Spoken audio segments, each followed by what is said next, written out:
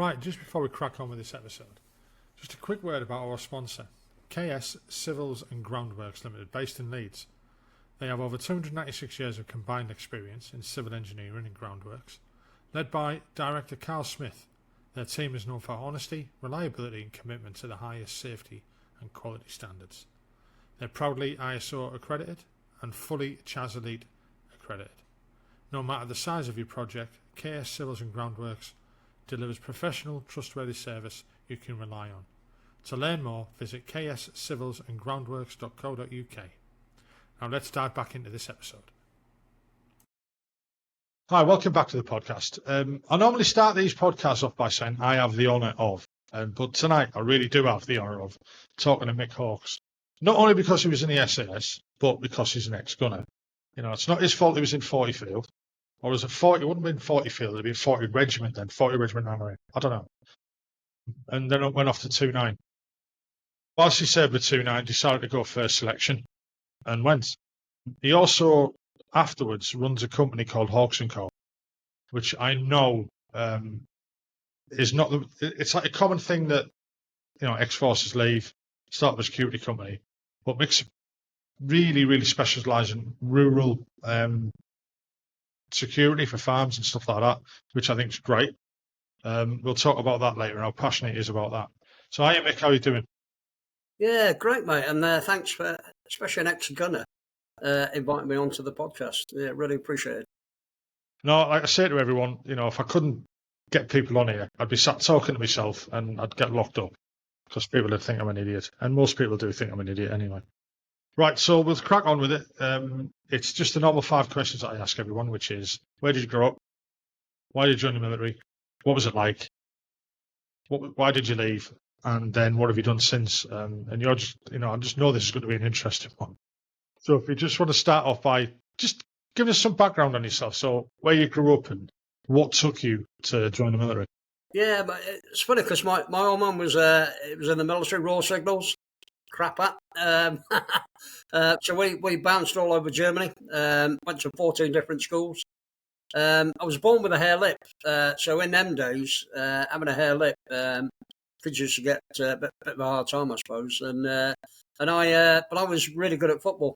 So played for every school that I went to. I played for basically. And then in Germany, I was a 13-year-old. I played for the under-18s of a German town, and that was just before we came back to the UK. Purely because my mum and dad divorced while we were out in Germany. They divorced. So my last 18 months of schooling was in Lincolnshire. And it's not that I'm from Lincolnshire. It's where my mum's parents decided to move from Leicester to Lincolnshire. So we ended up in Lincolnshire for the last 18 months of schooling. Had a trial with Lincoln City. Played left back in the changing room as far as they were concerned. I never got picked, sadly. So that was it. That was my first major kickback, really, in my career. Was not being picked for, you know, and because I always assumed I was going to be a professional footballer, albeit, you know, in the lower echelons. And can I just ask something? You know, coming back to the UK when you spent most of your life in Germany, how different was that? Like Germany, yeah. Well, no, I mean, but coming back to the UK, coming into the schooling system in the UK. Yeah, massive difference because it's a different syllabus. You know, so the normal English, maths, English, history, geography, yes. Everything else is totally different. So I ended up doing 4 subjects for my O levels, as I called it then. But wasn't brilliant, to be honest. So in a way, and the knockback with the soccer. Meant that at 15 and a half it was decision time. And in Lincolnshire at the time it was farmers, mechanics, bricklayers, normal sort of stuff. RAF, because there's a lot of RAF bases there in Lincolnshire. It was joining the RAF. My mother was keen on me joining the RAF because their uniform looked really nice. You know, or joining the military. So at 15 3/4, I was a skinny rake, you know, really thin. Went down to Grimsby, to the recruiting centre, recruiting office, and there was a big burly paratrooper sat behind the desk, stood up with his berry on, and he had a massive picture behind him of people jumping out of a Hercules, and that sold it to me. He said, "Yeah, yes, son, it's nice and easy. This is what you do." Didn't tell me all the bits you have to do to get to that. To get there, It was a good selling point. But funny enough, being around the military all my life, really, especially with my father, never ever once did I think about joining the military, ever. And the reason being, and you'll understand this, units like 45th Regiment that we were attached to for the latter part of my time in Germany were a heavy sort of drinking organisation. They at the time they were renowned for being the alcoholic regiment and fearsome drinkers. So I saw the bad side of it. Living on the married quarters, you see the drunkards and looking at these people, with their blackberries on and quite rotund alcoholically. Didn't really inspire me, to be honest. So I can honestly say that my father's career in the military had no effect on me joining the military at all, bizarrely. And it was this big burly paratrooper. Looking at him looking the part was my catalyst, really, to join the military.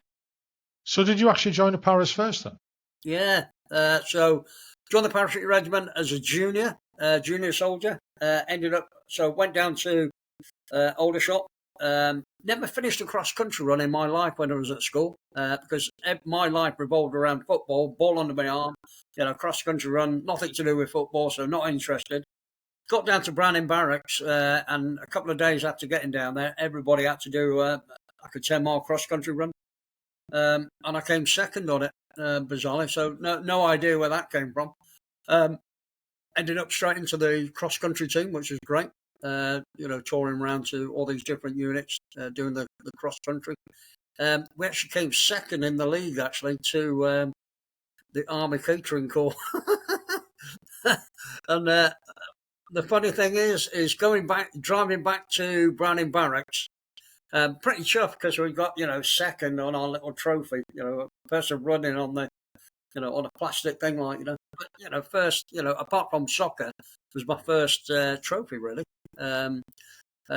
military-wise, anyway. And the RSM was waiting for us with the metal bin that's been really balled up and polished by the prisoners.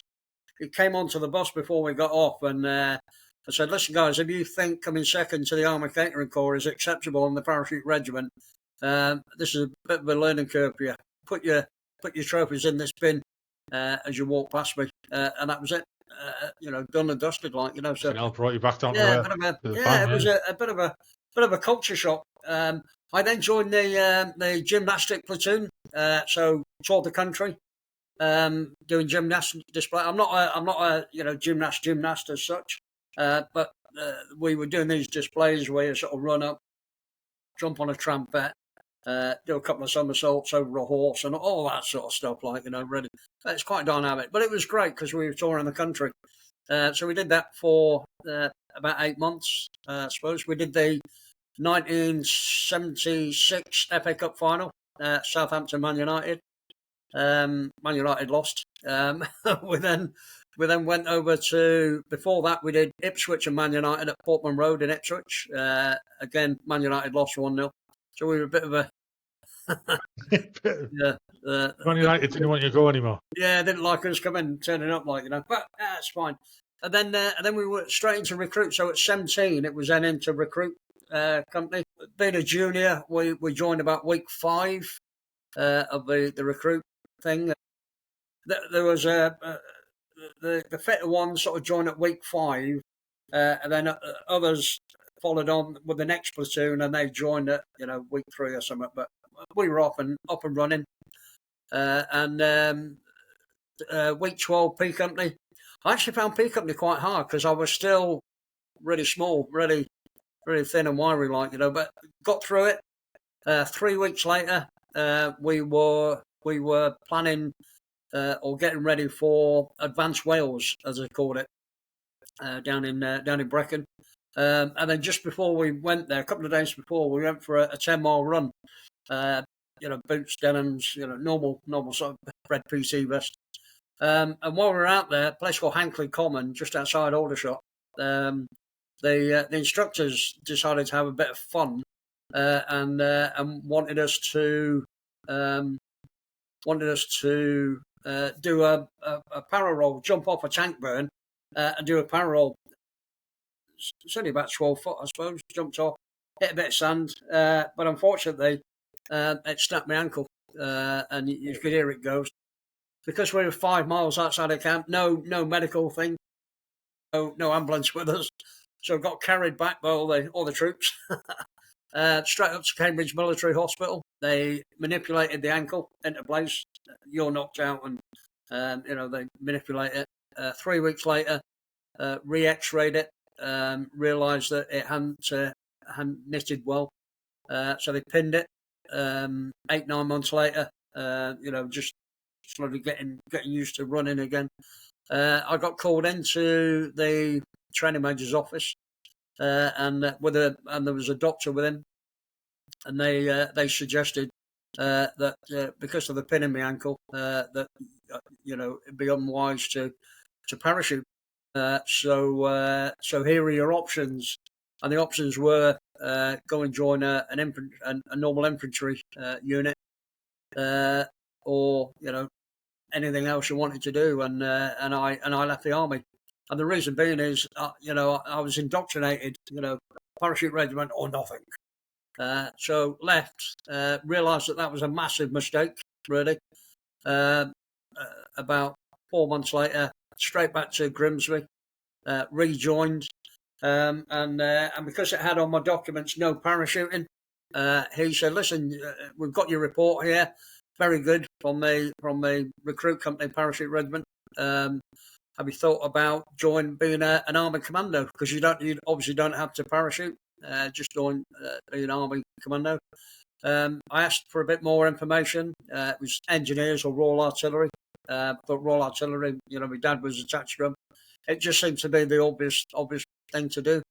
So off I went and joined the Royal Artillery down at Woolwich. Found it extremely easy.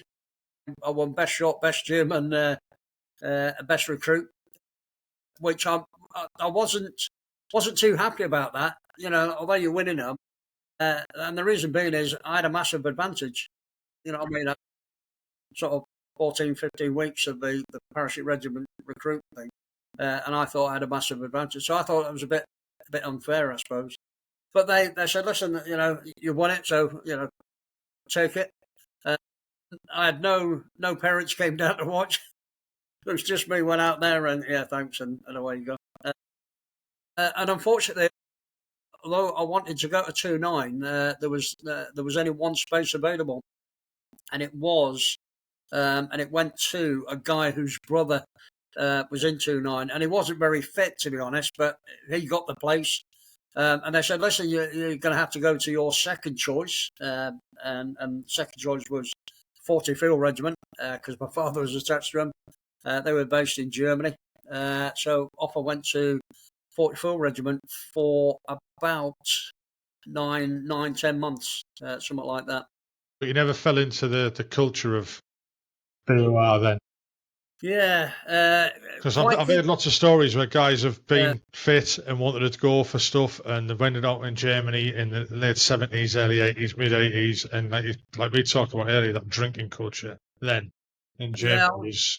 Yeah, I was quite lucky, I suppose, because a guy, there's a guy came with me. There's two of us went to, and we both went to the alcoholic battery, 137 battery. We went to, so the alcoholic battery of the alcoholic regiment, and away you go. First day I got there about 8 in the evening. Got shown where the 4-man bashers were. Three beds, and then the empty one, obviously the new bloke. So got myself sorted, got my head down. These 3 people not in. There was a bit of a kerfuffle when they eventually came in about midnight. who are you? New guy, blah, blah, blah. Anyway, they got their head down because they were drunk. I woke up to this sound of water, and it was a guy opposite swamping his bed in uniform. And in them days, they just wore the coveralls to go down to the gun park, fixing the abbots, which is what they were using. Woke up in the morning, as you do, first day, went and got a shower, came back. The guy who'd swamped his bed had woken up by the time I got back, had woken up, reached under his bed, can of McEwen's lager, I think it was something like that, necked it, and that was his sort of Red Bull equivalent. Necked the can, put it back under his bed, went and had a shower. That was nice of him. Went and had a shower, and then straight down, and that was the culture. They were coming straight from the gun park, straight to the battery bar that was directly below the accommodation, drinking themselves silly, coming up at midnight, and that was it. That was the rotation right away. And then weekends was even worse because they basically lived in the bar, Oh, yeah. I mean, like I said earlier, I joined in '85, so I got to Germany in '86, and it was a shock for me. But I think that culture had started weaning off then. I mean, the bars used to be open at lunchtime, and then all of a sudden that stopped. You were allowed like 2 pints at lunchtime. What? You couldn't get away with it. But it did. I think there was too many things hitting the newspapers, involving like strippers and stuff like that, and then they started stamping it out a little bit. I think. Yeah. By the time we got posted back to the UK, it was a bit different. Yeah, absolutely. Like I say, I was quite lucky because I think within the first month they had the inter-battery the inter-battery athletics. So I at the time I did 5,000 meters, which they didn't do 10,000, so they did 5, and I went, yeah, I'll do 5,000. And the other lad that came with me from training, so I came first. This lad came second, so we had maximum points. First event, maximum points, 137. Brilliant. They were the only points. Literally, we had people crawling over hurdles. People spewing up, and oh my life!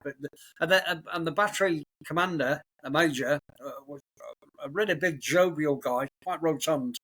Was just laughing it off, and that was a bit of a culture shock for me, So I decided to really get into tug of war, of all things. Best spot in the army. Yeah, 45th Regiment had a fantastic tug of war team, and it was there was a black lad who lived in the gym. That was his domain, really, and his training methods were absolutely brutal, but effective. And I just found it great, and it was great for the upper body. So because I was really light, so I pulled in the lightweight team, but they also had me in the catchweight team as well on the front of the rope because I, no front teeth and I looked a bit ugly. They liked me on the front just to try and smile and put their number one off, if that makes sense. But we did really well. The Army champions and all this sort of stuff. Pulled at Braemar Games up in, which is amazing, I must admit. Yeah, absolutely, and it's just a fantastic sport. And so that kept me on the straight and narrow with the cross country team, the football team. Kept me out of the way, really, about drinking culture. And then the lads went away on a battery exercise, and I was on a course.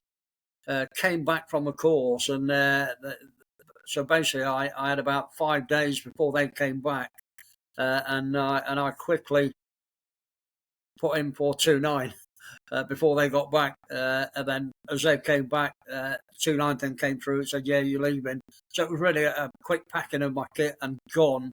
No farewells or anything. It was just gone and done and dusted and eventually made my way down to Plymouth on a wet and windy Monday evening. I think I got there at the Royal Citadel, and that was the start really of the 2.9 phase. It's quite an imposing place, that, the Citadel. I mean, I drove somebody down there for a course one day when we were in Topcliffe. I took him all the way down when he was going down for a Landschaft's crossing, and I'd never been there. And when I drove up to the gate, I was like, "This isn't a camp. It's like something out of fucking Hammer House of Horrors or something." It is quite intimidating, because I turned up on my own with my suitcase and your kit bag as it was then. And it's like the French Royal Legion, banging on these big doors and gonna halt, blah blah blah. Right, okay, you're in that block over there, and it was chucking down with rain, a really miserable January sort of grim place, like. But it was great because that's where I wanted to be, like, and so it's funny because you do the beat up basically, the beat up before you do the all arms course, and the beat up down in the Citadel, Plymouth, was much harder than what they threw at you on the Commando course, and it was done for a reason. Yeah, it was done for a reason, so that everybody that went from 2.9 down to Limston, they knew that they're probably going to pass this course, and that's what 2.9 wanted, and that was that ethos that they had, was to not let 2.9 down. So you got absolutely hammered for 5 weeks basically in the Citadel, running up and down the battlements and all that, and it was fine, no issues with that at all. But then we, because I wanted to go to Sem Battery because they up in Arbroath, because they were deploying to Northern Ireland in a couple of months' time. So we did the beat up. We all lined up, and then we all got told that we were. So this is the day before we were going down to Limston. We got told that everybody on this course was going to be joining 7.9 Battery because they were required. They needed the numbers to go to Belize, and I thought I'm not having any of that. So I played on my ankle. So I've still got the pin in my ankle at this time. So I sort of hobbled in. Everyone was in civvies, and they were getting ready to drive down to Limston. And I hobbled in there and said, "Oh, my ankle's killing me, blah, blah, blah." They knew exactly what was going on. The instructors said, "Listen, Oxy, you do realise in 3 weeks' time you're going to have to do the whole of this again." And I went, "Yeah, fine with that, no issues. As long as I go up to Arbroath." So it was doing it the second time round was easier, and the instructors sort of eased off a bit on me because basically you're leading the way really because you know what's coming. And I eventually got to Sem Battery where I wanted to go and ended up with two other lads heading up to Arbroath, Scotland. Fantastic. And it was literally 3 weeks before they deployed to Northern Ireland, South Armagh. Bloody hell. How would you compare P Company to the Commando course? Commando course, not Marines one. Yeah, different. One, because I was a lot younger, a lot thinner when I did P Company, so I found it quite hard, quite unforgiving, I suppose. I found the beat up on a par, the beat up for the 2.9 course on a par with P Company because it was tough going. The Commando course itself, I actually found quite easy. And that's no disrespect to the Commando course, but I was, slightly bigger, a bit more mature. I'd done 2 beat ups, so I was flying. I was. And you had the right frame of mind as well. Yeah, absolutely, mate. Yeah, absolutely. So that's what I'm trying to compare it. Believe you me, when we talk about it later on, I'll try and make the difference between the Parachute Regiment and Commando Forces or whatever, but the course itself, slightly different really because I'm coming straight from school, young, 16, 17 years of age now. I'd just done a year basically sort of doing gymnastics and blah blah blah, and then straight into recruit company.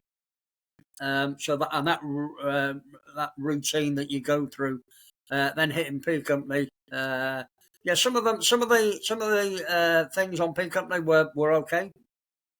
Some I found quite tough. I found the 10 miler quite hard, and the reason being is that they do a thing called tabbing. I actually find running rather than tabbing a bit easier than trying to walk really fast. So I used to step out really and just run because I found it easier than I wouldn't say I'm like that, but I prefer to tab than run. But I've got little legs. I'm 6 foot tall, but yeah, I've got tiny legs, yeah. I'm and I the other just way. can't stretch. I prefer to run. Yeah. And the thing, but it was good. And the milling was a bit of a culture shock, and it was fine. But it was, the old days where big hefty gloves and no, Yeah. no safety, just get in there but it was good. The log run, the log race was brilliant. Stretcher, soft, hard going. No, it's totally different, and I think once you get through that, and that's why I was really a bit bitter and twisted when medical officer decides that you can't continue your chosen career as such. And as we go on, I had another incident with a medical guy that hacked me off. Medics seem to be the bane of my life in the military. But no disrespect to either or. They're designed to weed out what they need to weed out. So you've got up to Arbroath and you're getting ready to deploy to Ireland. I mean, as a young guy, I mean that was what, the mid-70s, really? No, that was late 70s when we Late deployed. 70s. Yeah. I mean, it was my first tour was in '87, I think it was. And we had a boring tour there. We did the maze, one of the immersion tours in the maze, and it was just staggering on. I mean, back in the 70s, it was different. It was different to then. Yeah, it was. We thought we had it quite easy compared to. Yeah, no, it was different. Bear in mind that Two Para had lost a lot of lads at one point, so it was the same tour basically. So they were on a 2-year tour. We went over with an organisation called 4-1 Commando, who at the very end of it were put into suspended animation. So it was their final tour. So we had Besbrook Mill, just outside Newry, and Newton Hamilton were our sort of two locations that we. But the majority of the time you're out on rurals, going down to down across the Glen and all around, and it was great. It was absolutely fantastic. Really enjoyed it. A funny story: as we were crossing an open field, there was a military Bergen, sat right in the middle of the field, and in them days, you put the cordon around and you end up there for 2 or 3 days, where people fanning about, and we just got to it. It was chucking down with rain, and one of the guys said, "Listen, have we got any rope between us?" And I just happened to have this massive, it's like a dog lead, and I actually brought it in Germany, but I had it sort of wound up. So it's about 30 foot long, really. So Mick, do us a favour, can you just go over there and just tie a knot around it, and then sort of reel it back here, and then just run with a Bergen bouncing about So yeah, I did that, and what it was it was an AOD Bergen from the Royal Engineers that had fallen out of a helicopter. No one had noticed it coming off, and we came across it. Luckily, it was full of detonators. It was full of bits and bobs that they used. Yeah, absolutely. So we obviously took it back, discreetly took it down to the Royal Engineers and said, "There's a Bergen you left in the field, mate." And that's when we found out it had fallen out the helicopter, Jesus. Yeah, absolutely. I bet they owed you a few pints there, didn't they? Yeah. Well, that was just the way in them days. No one wanted to stitch anyone up, and same as if someone lost a magazine, because it's easy to drop your magazine off your SLR. When you're crossing some of the stuff you used to cross over in Ireland. If someone lost a magazine and they realised the magazine's gone, all you did was just about turn and just backtracked all the way back until you actually came across it, and found it. And you certainly didn't report it if it was lost and gone. Yeah, that'd be reported because that's a bit naughty. But you just got backtrack and try and find it, without trying to stitch people up, It just shows you how much the army's changed in all them years. Because there's a lot of people absolutely, mate. But it was a great tour. There was no No major incidents. I got a bollocking. I tell you what, funny old thing. So in them days, you never cocked your weapon. You only cocked it when you're ready to fire. And the patrol commander, who was actually a Remy guy, was our patrol commander. And he asked me and another guy to go and check the top floor of this empty building because there was suspect movement up there. And I went, yeah, no problems. So as I was running over to the front door, I cocked the weapon and then charged in and sort of went up there. And it wasn't that there was nothing up there. A bit hacked off. Came back down. And then, as you know, when you finish a patrol, you go and unload your weapons. Anyway, so I cocked the weapon, and obviously a round sort of came out, and the staff sergeant went absolutely ballistic. Oh, mate, what the hell are you doing? Cocking your weapon. And I went, hold on. You just asked me to go up into a building because of suspect movement. You expect me to go in there without cocking my weapon first? And that just told me the difference between Royal Engineers and soldiering, if that makes sense. So that was a bit of a, for me, it was a bit of a tick to say, do I really want to be staying here, or should I really set my sights further on, if that makes sense. But it was a great tour. Great bunch of lads in Sem Battery, 29 Commando, great. But for some reason, when we got back from that tour, you then got into that routine of 3 months in Norway. You maybe do a Denmark trip. You sometimes did a warm weather trip. And we did that really up until the Falklands. And then after the Falklands, it continued again, and literally in 29, you could plan your year, 2 years in advance, and for me, that's not so. I think it was the same for a lot of regiments then. I mean, even in the mid-80s, late 80s, there was not a lot going on. No. Yeah, it is a bit of a bummer. Once you get in that rut, I actually thought about going AWOL and joining the French Royal Legion as doing their paras, Well, I thought about going AWOL, and I did. But I went on the dome. Right, so just before the Falklands, I went for a run, 10 miler again. And my ankle, when I got back, and my ankle was killing me. So I went down to the sick bay, and they x-rayed it and went, "You've got a pin in your ankle." I went, "Yeah." They went, "How long's that been in?" I went, 4 years, about 4 years. They went, "That should have come out. That should have come out at the 18-month point." No one told me that. Anyway, so they sent me down to Woolwich Hospital to get the pin taken out.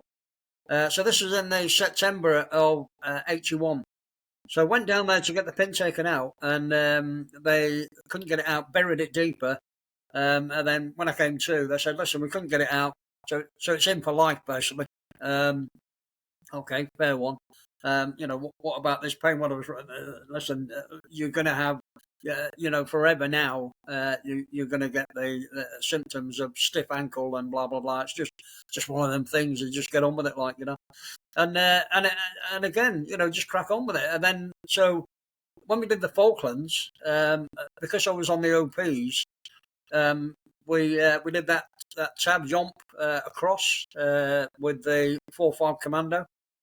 And literally, we got to Mount Kent, and by that time, my ankle, because it was weeping, because it hadn't fully recovered from the trying to get the pin out, it gone a bit gammy, if that makes sense. When we were on Mount Kent, getting ready to do the attacks on Two Sisters, Mongden, and Harriet, the major objectives. I went down to the sick bay, 4-5 Commandos forward aid post, got it strapped up, got it cleaned up, strapped up, antibiotics, but the medical officer, bane of my life, told me to go and collect all my equipment and report back to him, and they were going to fly me off onto the Uganda hospital ship. on the Uganda were all the lads from Tupara that had been shot up and serious injuries from Goose Green. And there's me sort of turning up with a gammy ankle for tabbing over. So I wasn't having any of that. So I just ignored his sod that. Went back up to Mount Kent. We then did the adjustments for the attacks. And actually, we did the first fire mission regiment in Angus in Korea, the Korean War, adjusting all 3 batteries onto 2 sisters. So just before we were due to leave to do the to head off for the start line, this medical orderly tracked me down and demanded that I get my kit, and he was going to fly me off. And I caused a bit of a drama about it. Thankfully, the battery commander, Major, was there. And he overruled him. He said, listen, if Hawksy feels he's a... And bear in mind that you're in a 4-man team, so losing one person before... Yeah, you can't afford it. Yeah, absolutely. Ridiculous, So we fobbed him off, and just cracked on. We went into the start point, I suppose, start line for the attack. And because Longdon had started, and I tell you what a fearsome battle! But and we're seeing it from right in the middle. You then had Harriet with 4-2 Commando, and ours was all nice and quiet because we hadn't moved yet. And then we started our movement. But before we started, we were on the start line, and it was freezing, really cold. We were getting mortared, and the mortaring was, it wasn't targeted mortaring. It was just spontaneous, throwing a. But you just thought, flipping hell, there's not a lot you can do here. So you just curl up against a rock and just get your head down, because you don't know when the next time you're going to sleep. But you could hear every now and then the mortar would explode, and some of the shrapnel would hit some of the lads. But that's warfare. You just just suck it up and just get on with it. Just got to crack on, yeah. Yeah, absolutely. Well, we then got the movement to, and it was great, to actually stand up and start to get warm again was fantastic. Until obviously they just took incoming, But yeah, no, it was great, and I loved the Falklands really, purely because all 4 of us that went there survived it and no injuries. Unfortunately, we lost a Royal Marine on our right hand side who got hit in the head with a .50 from the Arges. Yeah, not a lot left really of the back of his head, and unfortunately, the only thing you can do is grab all his ammunition, take his ammunition off him, and just crack on, Finished on the top.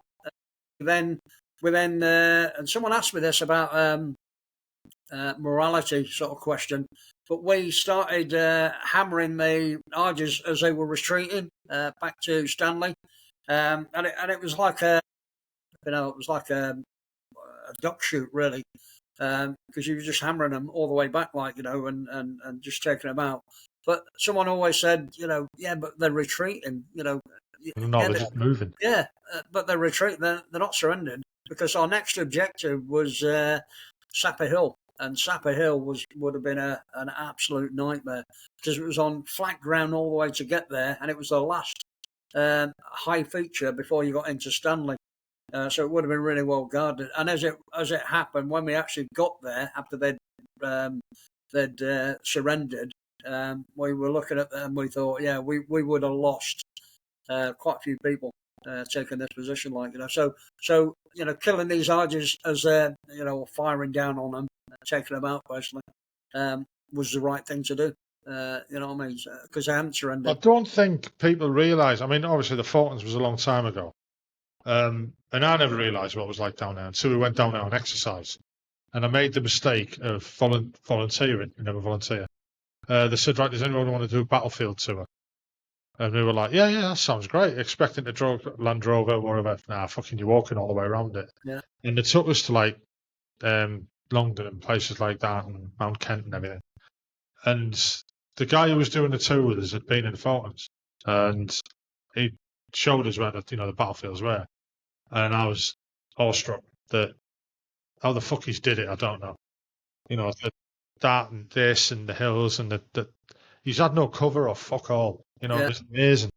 So in the August, when we got back, we ended up. I was on my advanced opiate course down in Larkhill, and we were doing Danger Close, and we said actually, you know, in the Falklands we were, and they said right, just tell us every mission that we did on Two Sisters was Danger Close, every one, and none of it was that bracketing. We were given a really accurate grid, literally about 30 metres in front of our troops, and just going for it. And then literally just telling the Marines, listen, in 17 seconds, 6 rounds are going to be coming in just in front of your position. Just keep your head down, like, you know. And it worked perfectly. Bear in mind that we were using 8 battery because we couldn't use our own battery because of elevation issues and all that lot. So we used 8 battery. Every single round that 8 battery fired that night or the next 2 nights, taking Two Sisters, was absolutely on point. Every one. Every now and then you would get a smoke round would go off, and you're like, hold on, that should have been a HE. And what it was, talking down the gun end, they were saying, Mick, whatever was available, we were just chucking it up there and firing it, and you know, an illuminator round would go off, or a delay round would go off, or whatever, you know, one that you never asked for, but it'd go off. But you understood what was going on, and the boys were. I tell you what, the gunnery skills down there from 29 Commando was absolutely spot on. And a lot of the Marines were coming up at the end and saying, "Flipping hell, you know, thanks," because they'd lost all their mortars. 4-5 didn't have any mortar support. One because they'd had a blue on blue basically, and took quite a few of their mortars out, like, you know. So they were doing this attack with just HMS Gloucester or Glamorgan, one of them. The ship sort of fire that actually stayed a bit too long, really, because it got, as it was leaving, it actually got hit by Exocet. So good on the captain for waiting a while to give support. And then it was really the 29 Commando guns, like, you know, the 8 battery guns that did a lot of the damage, really, and just really gave the Marines a lot of emphasis to take the positions, like, you know. Told it when I joined junior leaders, we went in the, you know, do gunnery and go into the gunnery wing, and there was a big display of like old ammo boxes just in the corner of the hangar. I was saying like that's equivalent to what they fired in a day in the Falklands. We were like, wow. And then they told us, and we were just about to run out of ammunition as well. Yeah, They had no more. Yeah. It was quite hard to actually tell the Marines, because you know, they'd come up and say, "Listen, can you take out this machine gun post?" And you're like, "That no."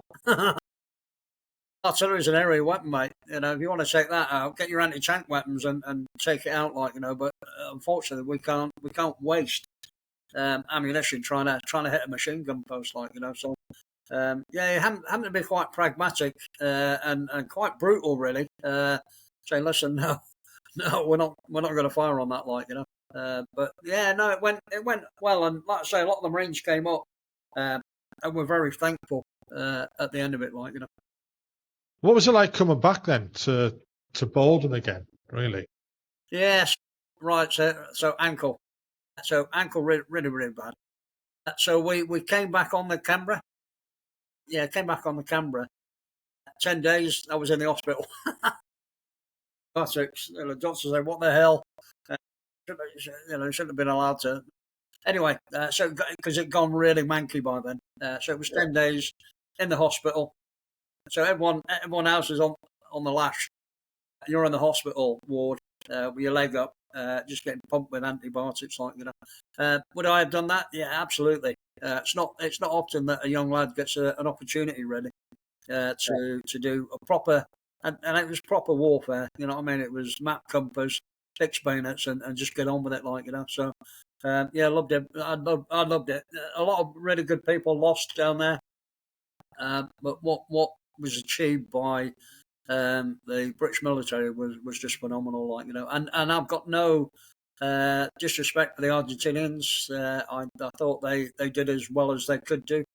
Bear in mind, a lot of them weren't really too happy about being on the Falklands. It was a grim place to fight, especially in the winter. Bad snow and that lot. But it is what it is. You just get on with it, and it was fine. But then coming back to the UK, and then so you're just in a major warfare, and it was back to that routine again. Norway, and really that was my catalyst, really. That I was going to go and do 2-9. So I volunteered for my first course in January '86. Did you know a lot about what was expected on selection beforehand? Yeah, luckily enough, we had a few lads ready from 2-9 because we were. Sam Battery had a really good pass rate, to be honest, because we were up in Arbroath, so away from the comfort and the delicacies of Plymouth and the distractions down there. We were in Arbroath, and so we've got the Cairngorm Mountains just down the road from us. So it was a fantastic training ground, and you're with 4 or 5 Commando as well, and they had an SBS unit up there. So fitness was a massive thing, So you always say when you go on a course, always do your homework, and your homework for selection is down in Wales on the hills themselves, on the Brecon Beacons, to the extent that every time you get dropped off somewhere, you know exactly roughly which way you're going to be going, because when you get to a checkpoint, there's probably 3 or 4 different routes that you have to remember. And try and work out and everything else. So time spent on on the Brecon Beacons are never ever wasted, because that's your homework, basically. So I was lucky.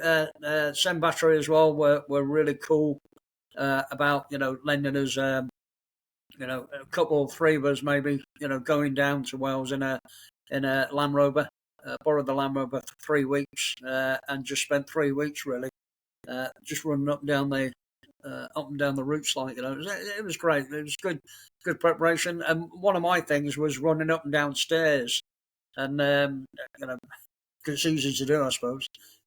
So every morning you'd be getting up, at Sparrow Part, and just literally up and down the stairs in the accommodation, much to the annoyance of everybody else. Yeah, absolutely. But it was good. It's all good preparation, if that makes sense. So, what was your first stint at selection like then? The first selection. Yeah, it's so great up until test week. So they cancelled test week because it was the worst weather on record. Which is very unusual for the regiment to cancel a test week, but it was that bad. They cancelled it. So they after a week, so we were doing the weapons training that you would have done after the test week anyway. So we did that week, and they brought that forward. So we do weapons all week, and then at the end of it, they said, "Listen, weather hasn't improved, so suck it up. We're just going to go for it, Fine, no issues with that." So the first one was Black Mountains. Did that, no issues with that, and I was really, I was flying. My fitness was right at a good level, and I felt really confident. I had no injuries, felt really confident. Did the Black Mountains, no issues with that. Came back, hadn't been given a gypsies warning. So gypsies warning is you're allowed 1 gypsies warning on test week, so slightly under the time. But if it happens again, you're instantly off, if that makes sense. Yeah. So first one, fine, no issues with that. Second day, quite a long one, and it was Elan Valley. Now Elan Valley is a bit like the Falklands. It's peat bog, really boggy, babies' heads that you couldn't see because of the snow, and the snow was up to about your crutch. And then 45-pound, 5-pound Bergeron weapon. And I was first off the truck. My name was called first. No issue with that. Set off to do it. Got to third last checkpoint, and the training major and the training sergeant major were on the top, and they were drinking a nice hot coffee or a tea or whatever.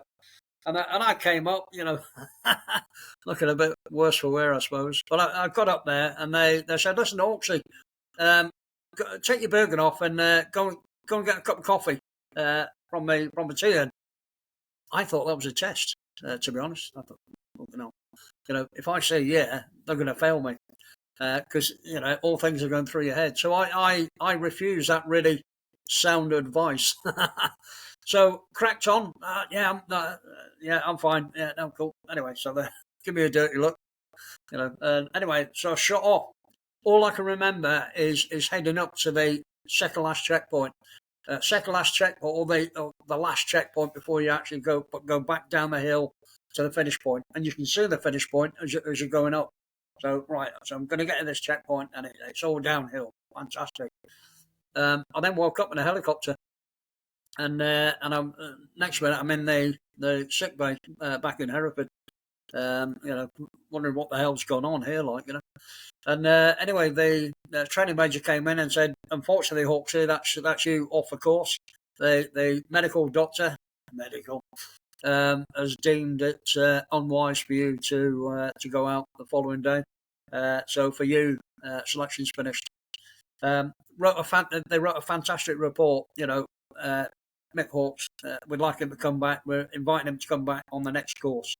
I'll come back to that in a minute. Anyway, so the guy, the DS that was on that final checkpoint, he came in to have a chat and said, "How do you feel?" I said, "Well, I don't know what happened." He went, "It's quite funny actually." He said, "You came up to me, you took your burger off, you got your map out. I told you where to go. You acknowledged it, and you pointed, with a bit of stick." Where you were going next. So he said everything to that point was perfect. You put your map away. You then picked my burger up. So for some reason, I grabbed his burger and put it on, and then ran in the complete opposite direction to where I should have been going. Yeah, and he obviously thought, "Flipping hell, something wrong here." Rugby tackled me, and I was out of it, completely out of it. So that's why they brought the helicopter in. And it was just put that down to hypothermia or just exhaustion. Yeah, hypothermia. Call it what you want.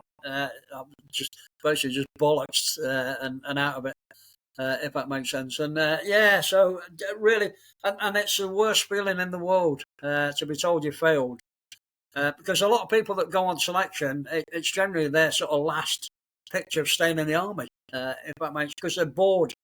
They're bored with doing what they've been doing, so they want to do something different, and they put a lot. We do put a lot of effort into getting yourself there. Some people spend 1 or 2 years training to go on selection, and then to fail it is daunting. So unfortunately, I went back to Arbroath, a bit gutted, but I thought, right, I'm on the next one, which is a summer course. Not my favourite, to be honest, but we're going to go. And then I met my future wife while I was up there, and so I literally put off going back until the next one. In fact, I actually put it off for 18 months. That's probably a good idea, though, really. Yeah, it gave you plenty of time for recovery, I suppose. But two, selection's always there. Meeting the right woman is never always there, and for me, meeting Kim, because we ended up with we've got 4 fantastic kids, 3 in the military, and my daughter who's of the same ilk, and I'll talk about the daughter later, because she helps as well our training. We did that, so my oldest son was born down in Plymouth. So by this time, I was now posted down in Plymouth on the all arms beat up, if that makes sense. Taking the young lads through, and it was great. But I decided while I was down there that I was either going to get out or do selection. So I did selection, and I was just lucky enough, really. That my fitness held out really well. I was absolutely flying, which is great. It all came together on this selection. and managed to get through. Jungle, by far the hardest part. I've heard a lot of people say that, actually, the jungle's the hardest part of it. Yeah, it is, because it's not only is it physically demanding, mentally demanding as well. Like, and you need your shit together. And the reason being is, flipping hell, some of them weapon, some of the ranges that you go through, because they're very narrow. You really need to be on top of your game, like, going through there. And it's funny because they running up and down the hills, easy part. All that does is it just brings the numbers down of the people that have actually done the homework. So you've now gone from 120, 130, 140 people. You're now down to about 30 people. Ready for the jungle. You go in the jungle, do everything you're doing there. Once one person decides that it's not for him, it has a domino effect in the jungle, and then all of a sudden, out of that 30, 12 people have just canned it and gone, like, got to the very end of it, and then people get told if they, well, you don't get told, but you have a rough idea if you passed or failed. Officially, once you're back in Hereford, the list will go up. There was a guy from Sem Battery, from my 137 days, who ended up actually as a battery commander. In fact, I tell a lie, he ended up as Lieutenant Colonel back in the Royal Artillery. Anyway, he was a sergeant now, or a staff sergeant, I think he was, doing, and unfortunately he got a fail in the jungle. He didn't give up. He got to the end of it, and then when we went, because we walked over there to check the names, see if we passed or failed, and again, a horrible feeling. My name's over here, and his name's on this side. On the fail side of it, like, So the one person that you're really bonded with while you're on the course is now gone, like, But that then put us down to 12, 13, 14 people. Straight on to combat survival for the next phase. Lost 4 people on combat survival, which is really bizarre, because combat survival is the last major test, really, of selection. And bearing in mind that it's in the back of your head that this is real. You're still going through 36 hours of really tough interrogation and stress positions and that lot. But one guy signed himself a Parachute Regiment guy. So he got captured on the initial, when you're on the escape and evasion side of it. So if you get captured early, you get a bit of a hard time, and then they just throw you back out and crack on, like, And this lad got captured, X2 pro lad, and he just psyched himself out and thought, if I've been captured, that'll be a big black mark against me. So he refused to come out. So I said, well, okay then. So that was him off. That's the first one. When we were all captured, a guy hyperventilated in his mask in the hood, ventilated, gone. Another one didn't like the stress positions. Well, who does? Because they are tough. Stress position, it is what it says on the tin, like, it's stressful. Didn't like it. Called the DS over and said, not for me. So he was gone. He was an ex-guardsman or guardsman. And then the final one was a guy that didn't stick with the big 4. He decided that he was going to talk to the interrogators. And I actually thought I'd failed combat survival, because when I was in a stress position, someone had put a piece of bread in my hand, and I waffed it down, walk factor 10 as you do, and then made the mistake of saying, "Cheers, mate," and then that played on my mind. I thought, all that, and I failed on that. So when you come out and you get told, right, that's it, end now, blah blah blah. I was talking to another guy, a green jacket, and he actually thought he'd failed, because he actually nodded to one of the questions, and obviously if they're recording it, did you slaughter this family? So he thought he'd failed. I thought I'd failed. This guy walked over and said, "Oh, is that what you said?" And we were like that. Me and him looked at each other, went, "Yeah, why?" And then he started, and we were like that. think we passed. So he failed. His name was on the board the next day, like, you know. So, and that was us down to 10 people, all passed, like, you know. So managed to get the squadron and the troop that I wanted, the B Squadron Mountain Troop. Fantastic. And at the time we had a fantastic squadron, really family orientated, which is great for my wife and my young son, because he was 6 days old when I went on selection, and now 6 month old, like, you know. Jesus, I mean, I can imagine it being. I mean, it's tough on most military families anyway. You know, I mean, I was married for most of my time in the army, and it took its toll on my family. But I can imagine being in, you know, a tier 1 SF place that all of a sudden you're off and you can't tell them, or you can't talk about this, and it makes it even worse. It must really take its toll on families. Yeah, I was lucky. I had a really strong-willed wife, Kim, and she was brilliant because she came down from Scotland. Never really lived anywhere else. Came down to Plymouth when we moved down there. Had my eldest son pretty quick. Ended up having 3 boys, all under the age of 3, and a big Rottweiler to deal with that as well. So yeah, she was pretty hardcore. And it's true what I say. If you've got a strong wife, everything else just falls into place, because you go away, come back, and everything's done. You know, because all the you know, my kids are how they are now, not because of, you know, it's because of my ex-wife, like, you know, and so we divorced after nearly 30 years, purely because we grew apart, really, drifted apart, purely because of what I was doing afterwards, working abroad all the time. So it was an amicable divorce. But at the time, I had a big 5-bed barn conversion, and I lock, stock, and barrel gave it to her, purely because she flipping deserved it. You know, she was always there for the kids, like, you know, and to be honest, it was the right thing to do.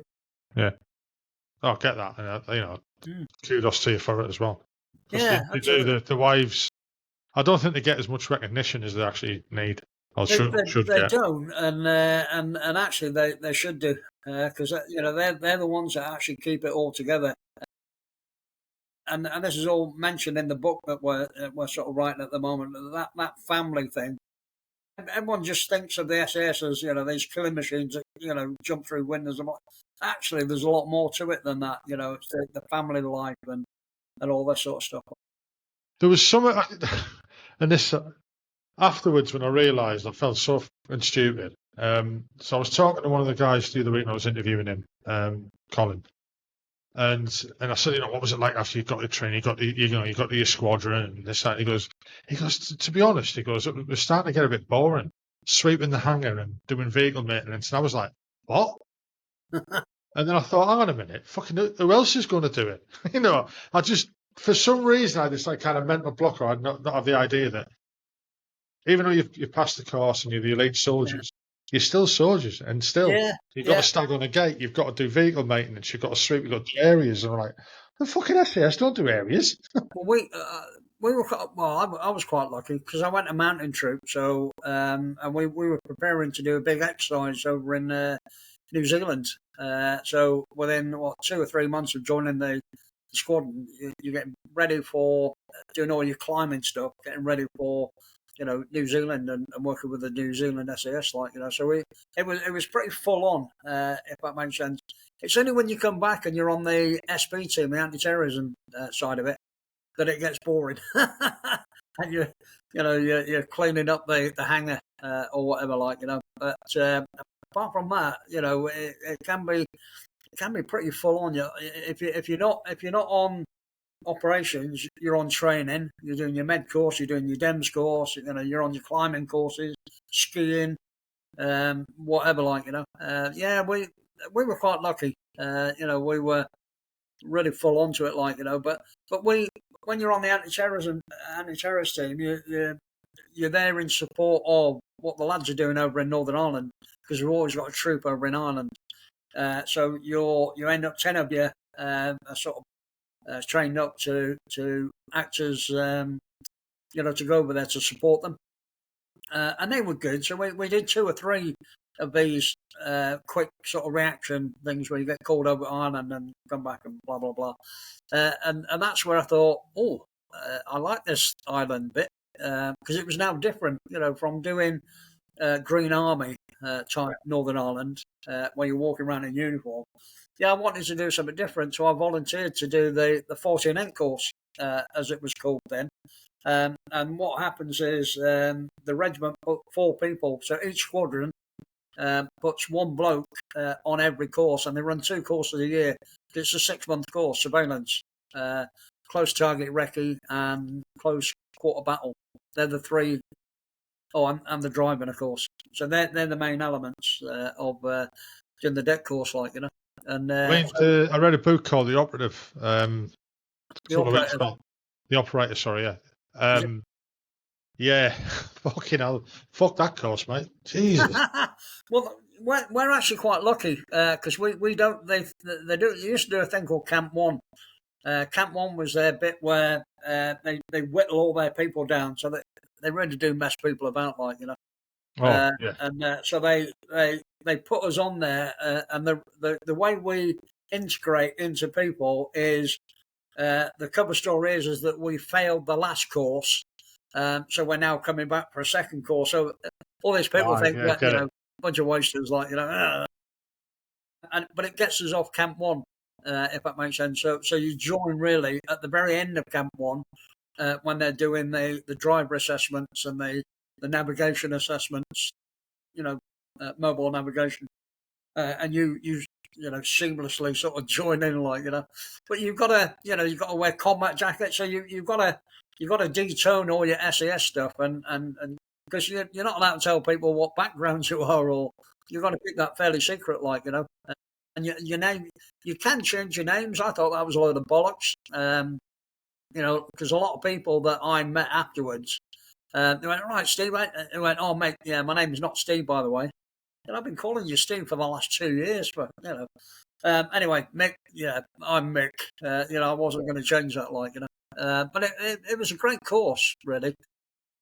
But I was quite surprised I passed it. Bear in mind that SAS guys that volunteer to do this put themselves on a massive pedestal, ready to be knocked off, if that makes sense, because the debt geeks, as we call them, take great pleasure, really, in failing an SAS guy. And if we're going to fail, generally it's going to be on surveillance, because SAS guys you're built slightly different mentally.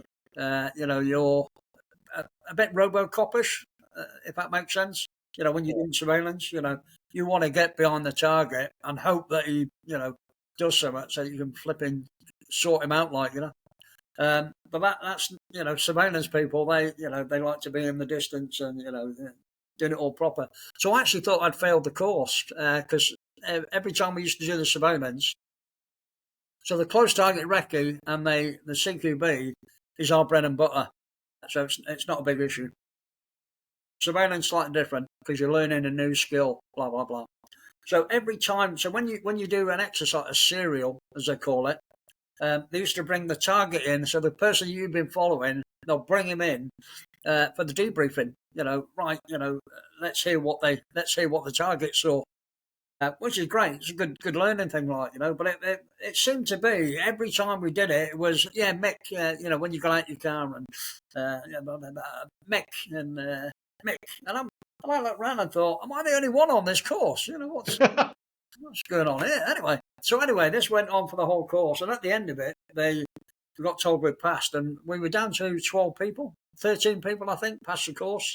Again, out of 100 and something, And I went in to speak with the training major, who was a 14 debt officer, and he said, "Right, Mick, how do you feel?" And I went, "Well, to be honest, I'm shocked I'm passed." He went, "Well, why?" I went, "Well, you were sat in there, when they were picking me all the time, He went, Mick, don't worry about that." He says, "That means you're keen." He says, because when you go to Northern Ireland, because this is in Herefordshire when you're doing the course, he says, when you go to Northern Ireland and you're working with the bad people and in bad areas, you'll be able to rein that in. That keenness, you can rein that in. And he did say to me, there's some people on this course now who won't, if they're not getting stuck in on a course, they ain't going to be getting stuck in over in, the Ballymurphy or the Ardoyne or places like that. And I tell you what, he was absolutely spot on with doing it, but I thoroughly enjoyed it. It was a great 6-month course. Was great to learn different, but we had a fantastic 18-month tour because we were very successful. I went to a deck that had success after success after success. Literally stopping the IRA from mortaring two RUC stations. Stopping them in the act, basically. Which was very gratifying, if that makes sense, knowing that you save lives, But it's amazing that some of the stuff that happened over there, and that the good that was done by 14 Ints, by special forces, by EFO Alpha and stuff like that, and no one in the UK had a fucking clue. No one in the Green Army had a clue. The only time I ever come across someone from that ilk, well, twice actually. Once we had to drop some people off in the hills above Belfast, and we had to go and drive up to a football club, and they were in the back of the road with us. So we had set up a fake BCP, and then all of a sudden they weren't there. So they were gone. And about 4 days later, we pulled up again, just further down the road. And I was stood at the back of the road, looking round, and I was thinking, where the fuck are they? We've been waiting ages, and all I heard was a voice. We were in here. I was like, these two geezers sat in the back of the room, and I was like, "What the fuck are you getting out? I've been stood here." Yeah, well, we could train for it. I was like, eh. But the other time was, and it could have gone wrong in my side, for me, really. I do a P check on a guy just outside of Lisbon, and he was a scruffy fella, he was a tramp, right? And I was like, I was giving him a bit of shit, to be honest, as you do as a young fucking, sprung up squaddy. And then we had to shoot off, and I didn't get a chance to finish the P check and stuff with him, and I gone. About 4 days later, we're in Lisbon headquarters and been in for a brief, and then went up to the loading area, and I looked at this bloke next to me, and it was him. And I was like, what the fuck? And the bag he had with him, it was just full of MP5s and all. I was just like, I nearly ran off. I nearly cried. I'd have given him a bit more shit, he'd have battered me. Yeah. But that's the closest I've ever come to anything like that. But once like I said, going back to that book I read, Jesus Christ, and he was just on about the course, not really what happened in action. That was can you talk about any of that? Yeah, it's quite ballsy. Some of the stuff you do, and you have to be, if that makes sense. But the thing that's always in the back of your mind is you've got your get out of jail card down the front of your pants. So that is your third kahuna, if that makes sense. And you just get on with it, and when you've got a lot of dickers out, when you're trying to ping what the IRA are trying to do in their backyard, in their back streets, and you just gotta look the part and be the part. You can't go scurrying off, and because if they ping you as being why are you here, you could blow the operation easily. So by shying away from it, and these three people give me a dirty look, and they shout over. You scurrying away, all you've done is you've confirmed exactly what they thought. So just turn it round. Just go and walk straight over to them. Now, what the fuck are you looking at, lads? A lot of the time it works because it puts them on the back foot, if that makes sense. And they're not used to listening to a brick guy, with fairly long hair, looks scruffy as hell, saying, "What the fuck are you looking at, mate?" Blah blah blah, And I'd take fucking balls to do that. I must admit. Yeah, like I say, you've got that's your balls basically down there. I got pinged, so I got stopped by a young soldier. Bear in mind that this patrol should not have been in the Ardoyne. The Ardoyne is quite a tight little. I'm glad you said Ardoyne there. If you'd have said it was just outside of Lisbon, I'd have went off. No, sorry, mate. Yeah, it's so again quite scruffy, but the IRA were putting a mortar together in a back garden, and we needed to know which garden it was basically. So the Ashford walk past, I was lucky enough to be there straight away. Did the walk past, so pinged it. You could hear them talking in that, so pinged it straight away. About 30 feet or 30 feet further on, a fucking patrol came walking down the other way, and they'd been told, you know what the army's like, don't go in that area, so they'll come in, like, because they're inquisitive. Anyway, so you've got a dodgy-looking guy, me, walking up straight up to down an alleyway towards the patrol light, So I knew what was going to happen. So literally, I got thrown against a wall, and I was lucky enough to be able to get my driving license out, because if they frisk you straight away, they're going to ping your magazines that are stuffed in your pockets, and if they check the front, they're going to find you. So in your driving license, you've got a little note on there saying, "Listen, I'm a British soldier, but just treat me as you would anyone else, like." And I was a young kid, 18, 19 maybe. So I managed to get it to him. He read it, gave me it back, put it away. Gave me a bit of a hard time, all that sort of thing. Thankfully, so we're 30 feet away now from what's going on with the IRA down there. So could quite easily have blown the whole thing. Anyway, so let me on my way. Finished, blah, blah, blah. 3 or 4 days later, I was in Girdwood Barracks, which is just Old Park, basically. So just above the Ardoyne. Basically, we stopped off there just to have a coffee. I was outside just chilling by the car, and this young lad walked over and said, "Oh, fucking hell," and he said, "Fucking hell, mate, you're brave." I went, "Not really, mate." I said, "Because they haven't got a clue who I am." I said, "But they know exactly who you are." Yeah, that's fucking hell. And so put that in perspective, Anyway, as he was walking away, Sergeant Major walked past, and I said, "Listen, do us a favour." I said, "Give that lad a bit of a pat on the back." I said, because he could quite easily have blown an operation, but because of his actions, it carried on, so good on him, And that's an 18, 19-year-old kid, So what was it like coming back from there, then going back to Telford? Yeah, it's funny. I feel sorry for the kids, mate, because every time I went back, I had a different hairstyle or, different, because you change your appearance all the time. It must have confused the hell out of them, is this Dad walking in or just some strange person, But literally came back and straight on the anti-terrorist team, so hair off, straight back into the old black kit. Did 6 months of that really, and then we got Bosnia. Bosnia kicked off, so ended up doing a 6-month tour, and we were lucky enough really to do the handover from UN to NATO, and it was probably, along with Northern Ireland, one of the best tours I've been on. Was that about 95? Was it? Yeah, it was. Yeah.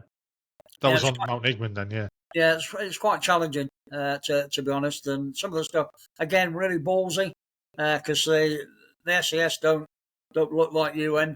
When we were UN, that blue helmet and body art there, that never even went out in the vehicle with us, mate. Got just chucked in the corner. Never wore any of that sort of gash whatsoever, and basically you're just doing a lot of ballsy operation. Your pistol. Going up, meeting the frontline troops. And the reason you don't wear all the body armour is, you win in hearts and minds of not only the population, civi population, you've got to win the hearts and minds, really, of the fighting, the frontline troops. Because if you're trying to get information out of them and you turn up with your flipping, or your Gucci crappy kit on, you just lose all your street cred.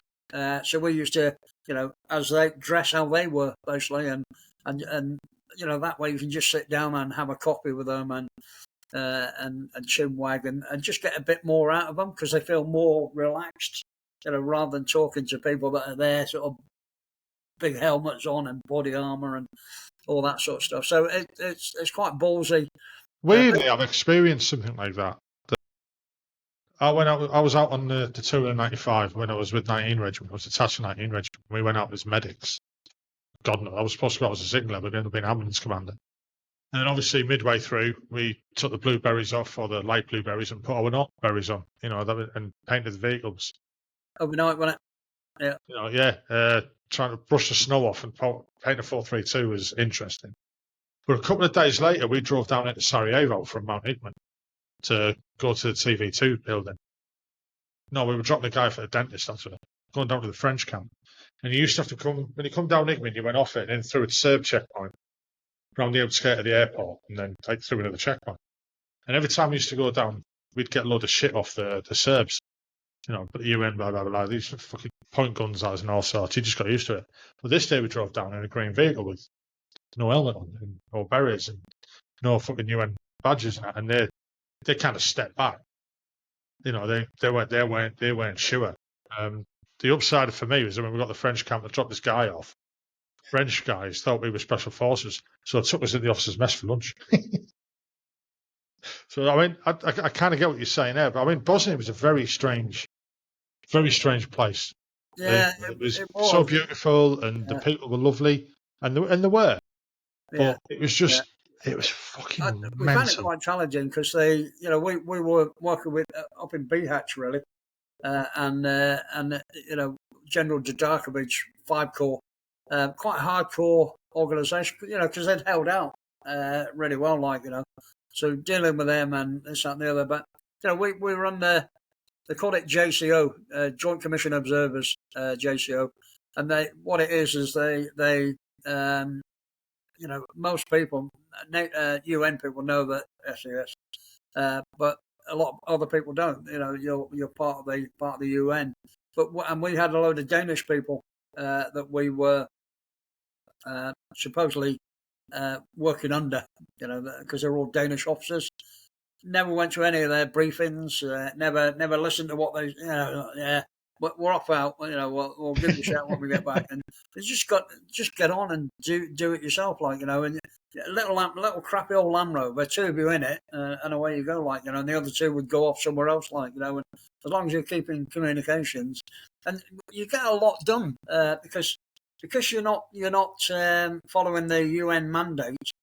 Funny story. So we came across 6 warrior vehicles, all lined up.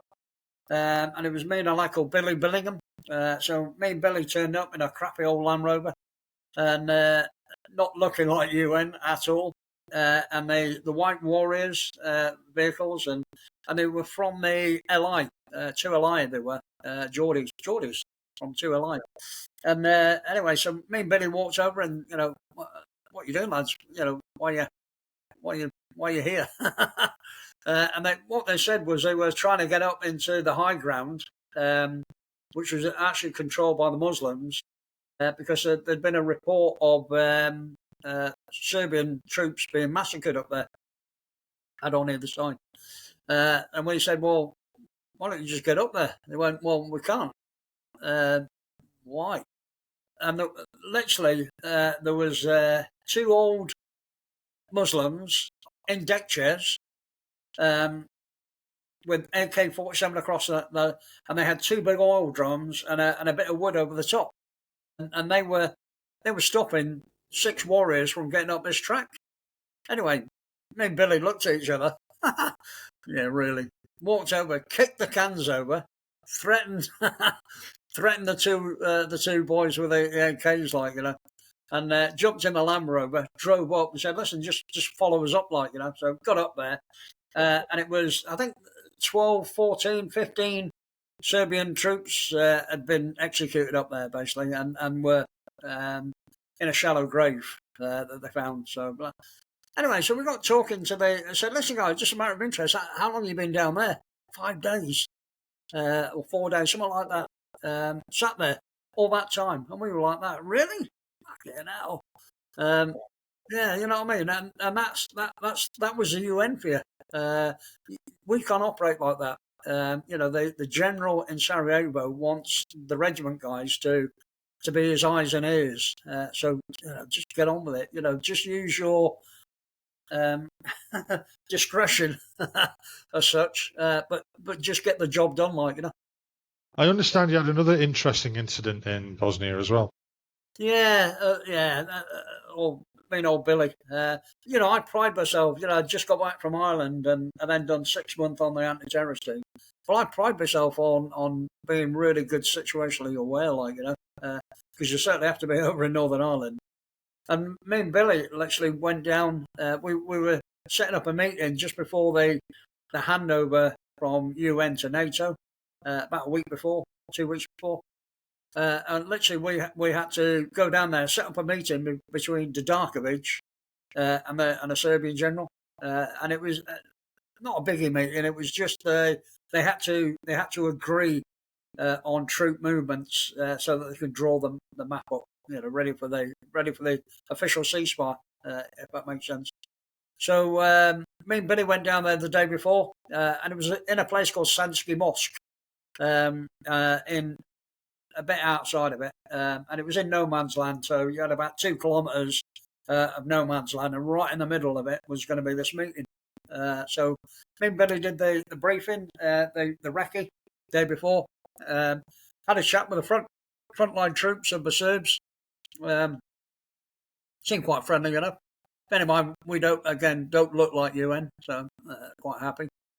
Next day, set the meeting up. So 2 of the lads stayed with the meeting with the Danish people, letting them look as if they're in control. You're not. We're sorting this out. Anyway, so they were down there. The 2 generals talking away. Me and Billy banged on the side of the warrior that was right in the middle of no man's land and said, "Listen, we're just going to have a quick chat with the Serbs again." And what I had totally forgotten really is the bringing the general down. That factor meant that they brought their decent troops down as well, So we weren't now talking to the same people. So as we're walking down to this checkpoint, we knew something was slightly amiss and a bit different. But, as you do, just crack on and just get on with it, And we got down there, and next minute, about 8 or 9 of these Serbs with their variant of the AK-47, they arrested us. You're not going to shoot your way out of 2 pistols. Not going to take on 8 or 9 AKs, So anyway, bank of rights really. Took us in for a quick tactical talk in a farm building. Then decided that we needed to go further back, so put us in a vehicle. Drove us about 45 minutes back to a place called Prijedor. And the place they took us to really was quite a notorious death camp, I suppose, for a lot of the Muslims. They used to go back there and they used to starve them. It was all on TV, and then they'd disappear. So quite a grim place to go back to. Me and Billy going back there, and it's great for us because we're actually seeing all the troop movement. So we're getting a lot of intel, bizarrely. Got back there, got into the camp, and I, for some reason, I got pulled in first for proper interrogation, really. But I'm used to a cover story. Northern Ireland, you get stashed on the streets of Northern Ireland, you need a cover story to keep yourself alive, So my cover story was that I'd only been in country 2 weeks. True, because I came out there a bit later than everyone else. So that part of the cover story I could keep. True, only been here 2 weeks. But I thought, perfect. I'll be the driver. So I'm a driver. Been here 2 weeks. These people tell me nothing. I haven't got a clue what's going on. All I do is I collect the coffee in the morning, the sugar. They tell me where to go. I drive down, all that bullshit, So this went on for about an hour. They're sort of trying to get more out of me. I've got a clue, mate. And it worked. Perfect. So they threw me out. Poor old Billy then got dragged in.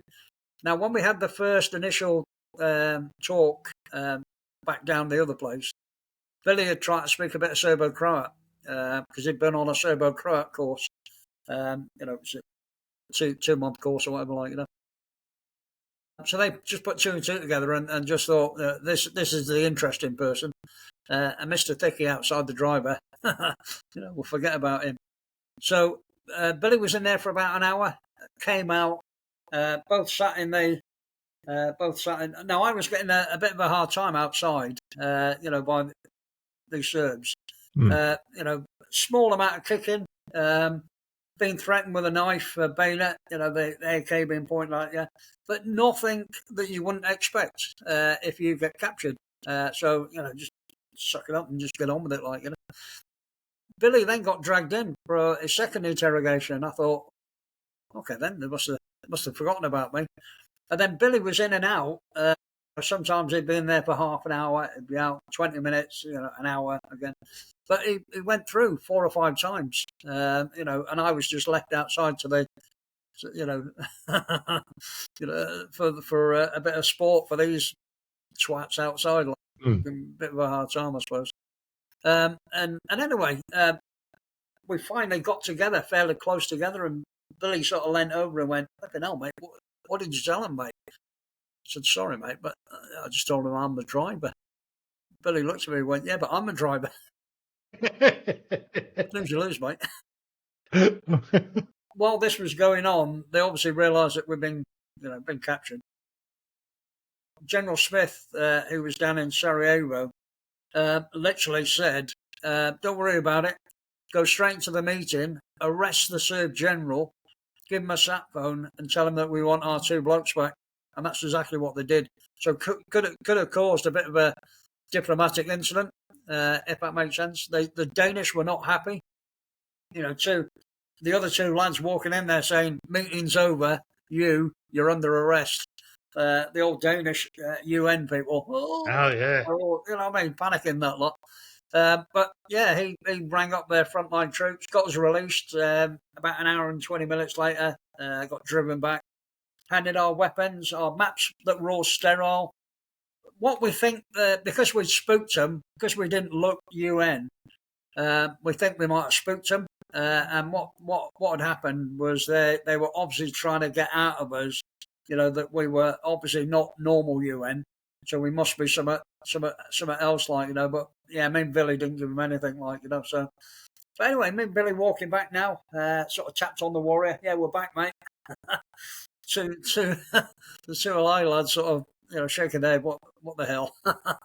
Where have you been? And got back, and me and Billy just looked at each other and thought, "Flipping hell, that was a bit surreal," but it is what it is. Next day, just in the same areas, getting on with it. And it's funny because I had the conversation years later with my kids, who are now all in the military, and sort of recounted the story to them. And it was not a big drama really. It was just one of them things.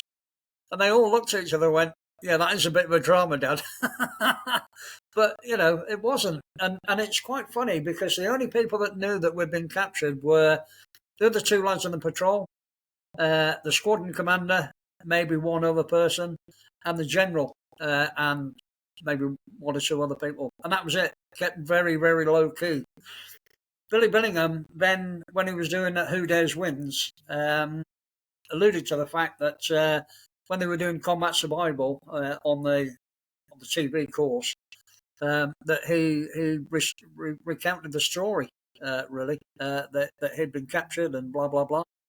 Anyway, the next day, he was getting phone calls from, good mates of his from B Squadron, who were actually out in Bosnia with us at the time. "Well, you've never been captured. That's a bit of a bullshit story you came out with there." And he went, "Well, actually, yeah, we have. We just didn't make a song and dance about it, because it was one of them things that happens, and you just get on with it." I mean, did you feel a bit embarrassed about it as well? Sorry, did you feel a bit embarrassed about it being captured? Captured? No, not really. Not so much embarrassed because there's not a lot you can do about it. It is what it is. But it's part and parcel of what we do. It's too easy not to put yourself at risk. Just stay back here and let's sit on the big Warrior vehicle and just wave at the Serbs. You've got to go down there. You've got to push the boundaries, if that makes sense.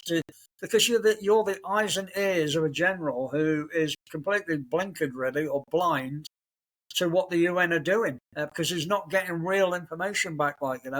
because the UN are their hands are tied, and we understand that. So he's got these little pockets of 4 men hooligans doing their own thing all over Bosnia, different, 4-man teams everywhere, all doing quite ballsy stuff, really, to get the real intelligence, to get that sent back to where he is, so that he can then make a better judgment call or whatever, because he's getting real hardcore intelligence, I mean, after Bosnia, you spent more time in the regiment up until like the Gulf War. The Gulf was before that, and then was it 24 years in the military and 14 of them in the SAS. Yeah, it's funny you should say that. So straight after Bosnia, I was off to London, MI5, for 2 years, and this is why people always ask me, who are the best special forces unit in the world? I always say the regiment, because of the diversity of the jobs that we do. And to give it an example, anti-terrorist team, 2 years undercover in Northern Ireland, anti-terrorist team, Bosnia, undercover in London. And just that complete diversity of all that, if that makes sense. But yeah, so finished really militarily in, what was it? May 2000 and 2000 May 2000, and it was my last 2 years. I was head of the CQB cell down at Pontralas for guys going on operations, and it was a great job there because we managed to change the way the course was running, CQB wise, brought it really up to date. Quite a dangerous job. Some of these people, people shooting and literally parting their hair because they've got a drill wrong. They when the SAS train on the ranges, our safety margins are pretty fine, to be honest. Yeah. I've heard of it going wrong as well. Absolutely, it happens. So you've got to, and really, you've got to train to your upper limit because these guys that you're teaching now, tomorrow they're on a flight and they're in Northern Ireland doing it for real. You know what I mean? So your training's got to reflect that so that they don't come unstuck when they need it. If that makes sense. So it was really enjoyable 2 years. But at the very end of it, I got asked if I'd like to do a continuation for 5 years. And what that is, you get a really good posting for 2 years. You then you can get anything for the next 3. And to be honest, I was 40 years of age now. Done 14 years with the regiment. Had a great time in 2-9. It was just, for me, it was, the regiment is a young man's game. Just get on with it, So it was time to go.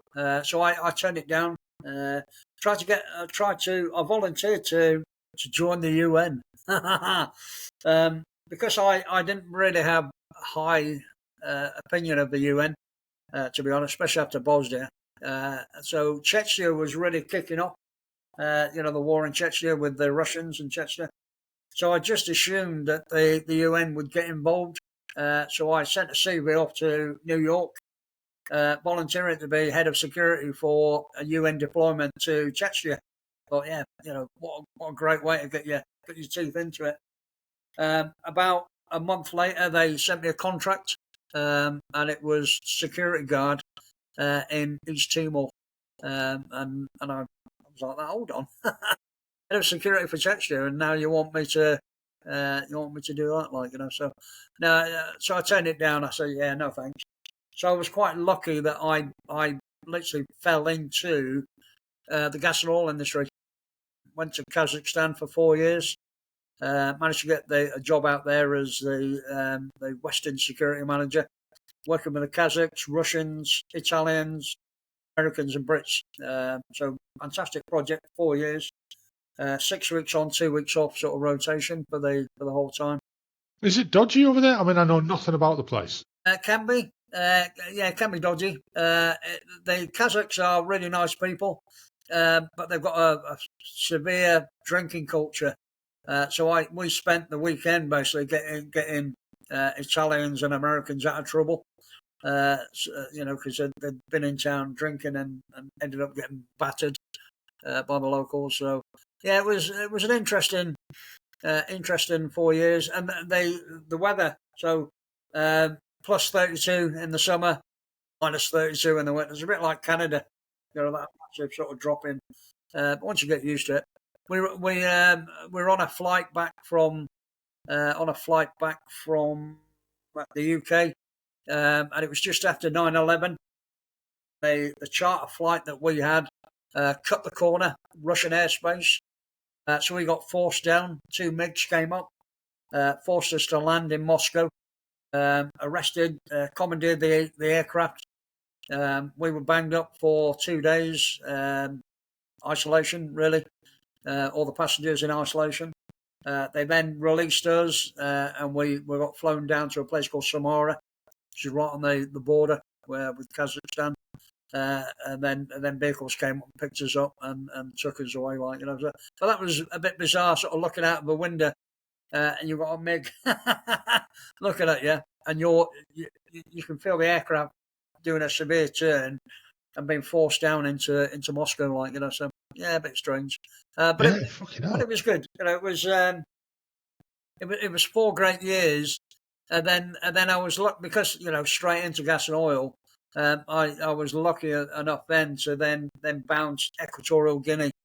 Equatorial Guinea was interesting because I was out there when Simon Mann, rest in peace, did his attempted coup, and unfortunately we got sucked into that because I got marched out the country.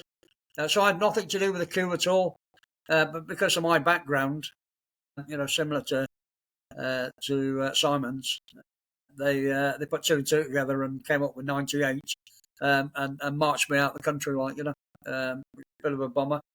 I then ended up in Saudi Arabia for a year, writing crisis management plans, security crisis management plans, kidnap and ransom stuff, and all that lot. Did that. I then decided to take a time out and spent a year over in Iraq and Afghanistan, just to get a bit of a break, really, from gas and oil. Interesting time with. I don't exactly call it a break. Yeah, well, it was gas and oil. It's just nice to just do something different. Did quite hairy jobs in Iraq. Jobs that the American military refused to do, which is build these border forts, and they needed security. So one of the security companies said, "Yeah, we'll do it." Yeah, they didn't. We did it. So they put the blokes on the ground, sorted it all out. Yeah, it was again quite interesting. Afghanistan. So I got asked to teach a bodyguarding course for Iraqis in Basra, and these are Iraqi nationals who had worked for a load of security companies, and they said, "Mate, we've got 20 people here. Can you take them?" And it was a 3-week condensed close protection course, and it was based on the SAS 6-week course, but condensed into 3 weeks. So first 20 minutes, we lost one guy because we decided to go for a little jog, and it was me and an ex-SAS Australian lad who were the instructors. He was in charge of the phys, and I was chief instructor, basically. And so we took him for a little run. This guy, quite a large lad, was blown out of his backside. So we got rid of him, purely because some of the range work, you need to be quite fit, really. So he went. I rang up Dubai security company. They said, "Oh, mate, can't believe you've lost one. We need 19 people to pass." Okay, put the phone down. That was the first major red flag. At the end of the course, 3 weeks later, everybody failed miserably. We said you could actually keep one person as a potential driver. Rest of them failed. And the reason we did that, and this is not just me, this is the Australian guy as well, is these people were now being earmarked to take over from expats. So for me, that is the line of the, you know, their qualifying line. These have to be as good as expats. None of them were. They're pretty pants. So they all failed. What I didn't realise was the security company had lined up another 10 courses, so another 20 students, you know, times, you know, so they were going to flood the market basically with all these so-called local Iraqis who'd been trained by, you know, the SAS. But if they'd have got someone killed, and that was our big worry, the security company wouldn't have said, "Oh yeah, trained by us." It had been, yeah, as trained by Mick Hawkes, and that unfortunately that's the security industry that we live in, like, you know. So yeah, wasn't having that. They weren't up to scratch. They all failed miserably, and bear in mind that, you know, we're trying to give them as much patience. They ended up calling me worse than Saddam Hussein, purely because we were making. If they messed up, we made them just do press ups, and the reason being that, you know, they're all skinny little runts, like, you know, and we needed to build up their upper body. So what better way of doing it than giving them 20 press ups every time I messed up, like, you know? And yeah, they didn't like it. At one stage, they refused to come out, and, you know, typical Iraqi mentality, like, you know. So at the end of it, you know, we just said no, sorry, but you've all failed miserably. So, you know, on your way, like, you know, because I mean, it's the security industry. It's all money, isn't it?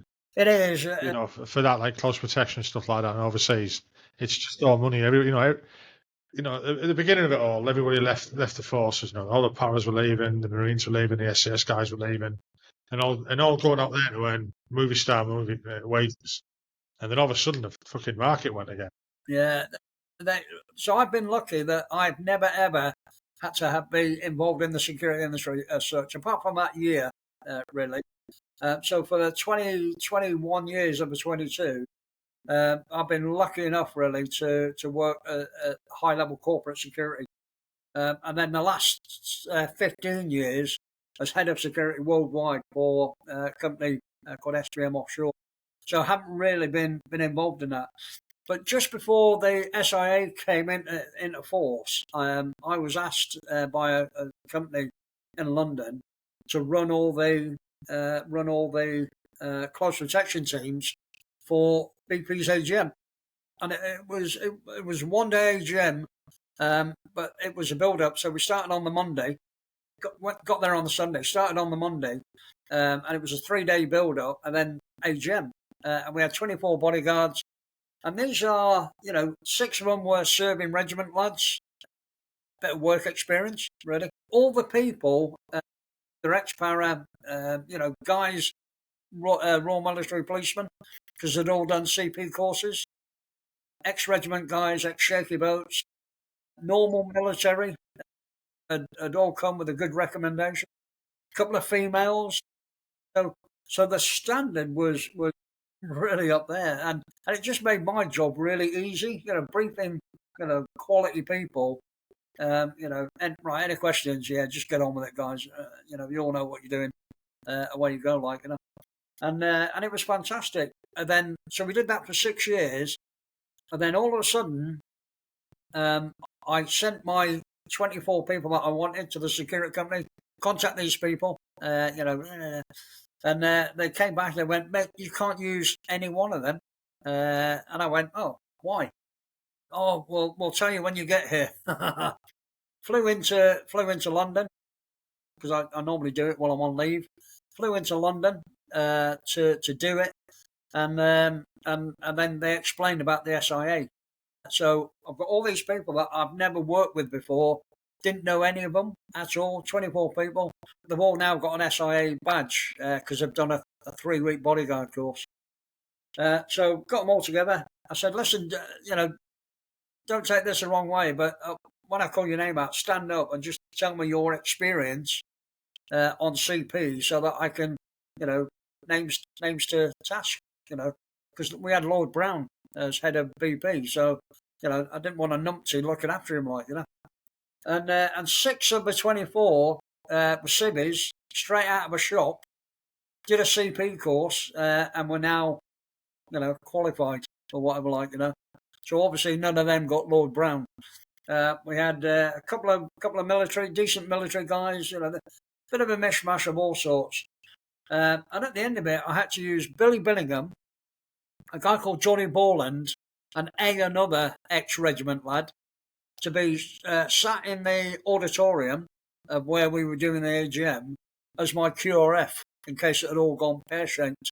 But they weren't allowed to be seen to be doing anything because they didn't have an SIA approved badge. And at the end of it, I said, "Listen, thank you, but I don't want to do this anymore." Because if that's how the security industry, and this is the very first time that the SIA had come on scene, and so I could see it going the way it was going then, and I thought, if that's the way the security industry is going to go, where they don't recognise SAS guys who have done a 6-week bodyguard course and done this for real in bad locations, same as the Royal Military Police, SBS policemen. None of their CP experience is actually recognised by the security industry.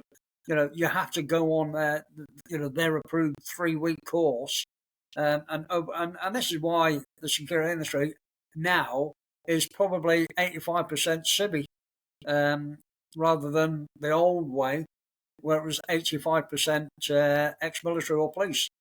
So they're losing the security industry at the moment. They're losing. There's a big brain drain of quality military and policemen who look at the industry. None of their skills are recognised, so they go off either abroad or go and do something else because they're not happy, being not recognised to work in the security industry, and that's why it's 85% civvy, of which a few are straight off the boats.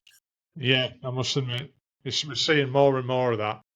Yeah, absolutely. I mean, the way I understood the SIA license when it came in was to try and weed out the criminal elements, let's say, that were the doorman and stuff like that. And I can see that. Yeah, absolutely. But I mean, now you see, we've all seen the videos of fucking gangs of people, not even gangs of people. I've watched it myself in B&Ms. Some people walked in and just emptied the fridge into the bags. A lot of that. The security guard stood there and done nothing. Yeah, a lot of that is retail industry. The retail industry are following a policy where they would rather lose all that money rather than getting sued by someone because the security guard went over and twatted them on the back of the head. So they've got a crappy policy, and the retail industry, I have no sympathy for them. Retail industry, the people I've got sympathy for are, unfortunately, the security guards are not allowed to do anything, but also they family-run businesses, because these scumbags who walk into shops stealing it also go into the family-run businesses, rob them, and they can't afford to lose. Whereas the big retail industry, they can. So really, the retail industry is setting the standard, which is shocking, because it actually encourages criminals to go into any shop and take whatever they want, appalling. I suppose that leads us on to the next company you set up for the rural community, really. Yeah, so I lived, when I came back in 2022 from Holland, I lived on the Brecon Road, basically, outside of Hereford, and I lived right next to a farm. And I was there. I was walking the dogs one day, and I just thought, flipping hell, we could help the farmers here, because we used to break into farms in Northern Ireland.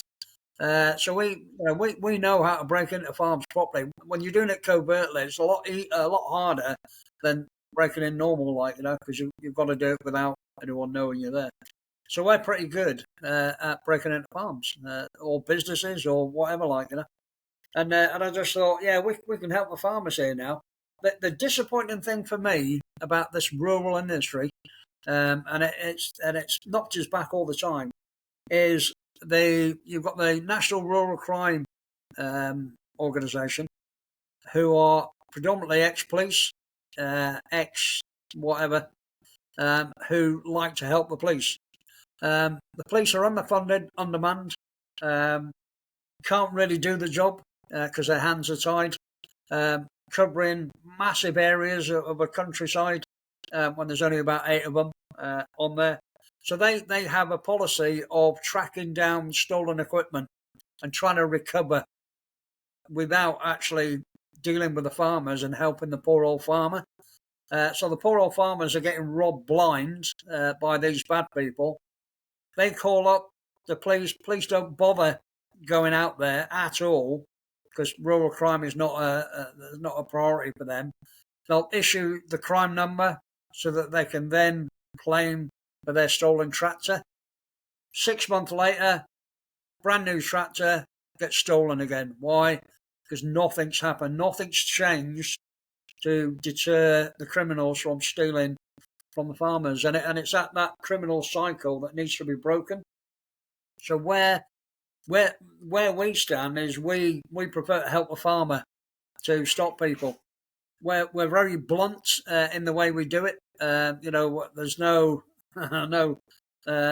don't worry about what the police think. This is how you deter it. Making the old caltrops, the old bits of rubber with 6-inch nails. You're not going to stop a vehicle coming on site, but I tell you what, they ain't going to be leaving because they've now got 6-inch nails. And as long as all the farmers and that lot know where these are, you can put these out all over. The other one is confrontation. Police are very, very scared about dealing with confrontation with farmers. So what they do is they tell the farmer, lock yourself in your farm and, we'll see you in about 4 days' time. That's not helping the farmer. Believe it or not, the farmers have got the perfect tool to escalate and then de-escalate an issue. And by the fact of walking over, so if you've got bad people on your land, simply by walking over there with your shotgun under your arm has a bit of an effect on bad people. Because nobody likes to argue with a guy standing with a shotgun under his arm. Especially an angry farmer with a shotgun, yeah. Absolutely. And, so that's part of the training. As long as you're more than an arm's length away from these people, take out your bit of kit that these people are pretty frightened. Same as hair coursing. The police don't like getting involved in hair coursing. Well, call me old-fashioned, but you can disrupt the hair coursing. Just have a really good 4x4. Have one of the farmers who's got a bit of kahunas about him, and just flipping drive in a circle around the hair coursing, annoying them. Because it messes up the dogs and everything else, and they'll get annoyed and they'll bog off, or they'll try and chase you. And that's why I always say, just have a good 4x4 that you can get away from them, But there are ways that you can deal with this. Shying away from it is not the right thing, and it doesn't help the farmers. It's the farmers are the key to rural crime, not the police, not CCTV. Not sensors, all that crap. They're there to help the farmer, but it's the actual farmer, because you can have all the best security in the world. If a farmer leaves the gate open, waste of time, So you've got to put an arm around these farmers and help them, really, really help them, and give them confidence in dealing with criminals. But trying to get that across to people, really, really difficult at the moment. I suppose it is hard because like you mentioned there, the police don't do this, the police don't do that, and society's fucking changed. We see all the like we spoke about there. We see all the shoplifters, and Christ, I'd hate to live in London. That type of thing.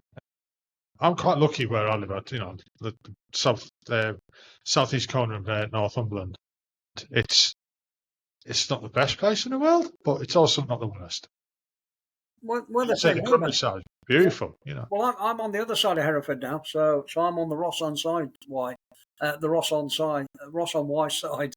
And to be honest, in 3 years that I've been back in the country, I've seen one police vehicle in the rural countryside of Herefordshire, and that says a lot. So So that's not, unfortunately, that's not our main focus at the moment. So what we're trying to do is just do things different. We follow the SIA, but we add a lot more to it. So we've done this surveillance and situational and surveillance awareness, because that is actually a 2-day course on the CP course, but it's actually being run by people that are not surveillance trained. So it's 2 days totally wasted, trying to bluff your case. So we went over to Northern Ireland on the request of a good lad who runs a security company. I forgot what it's called.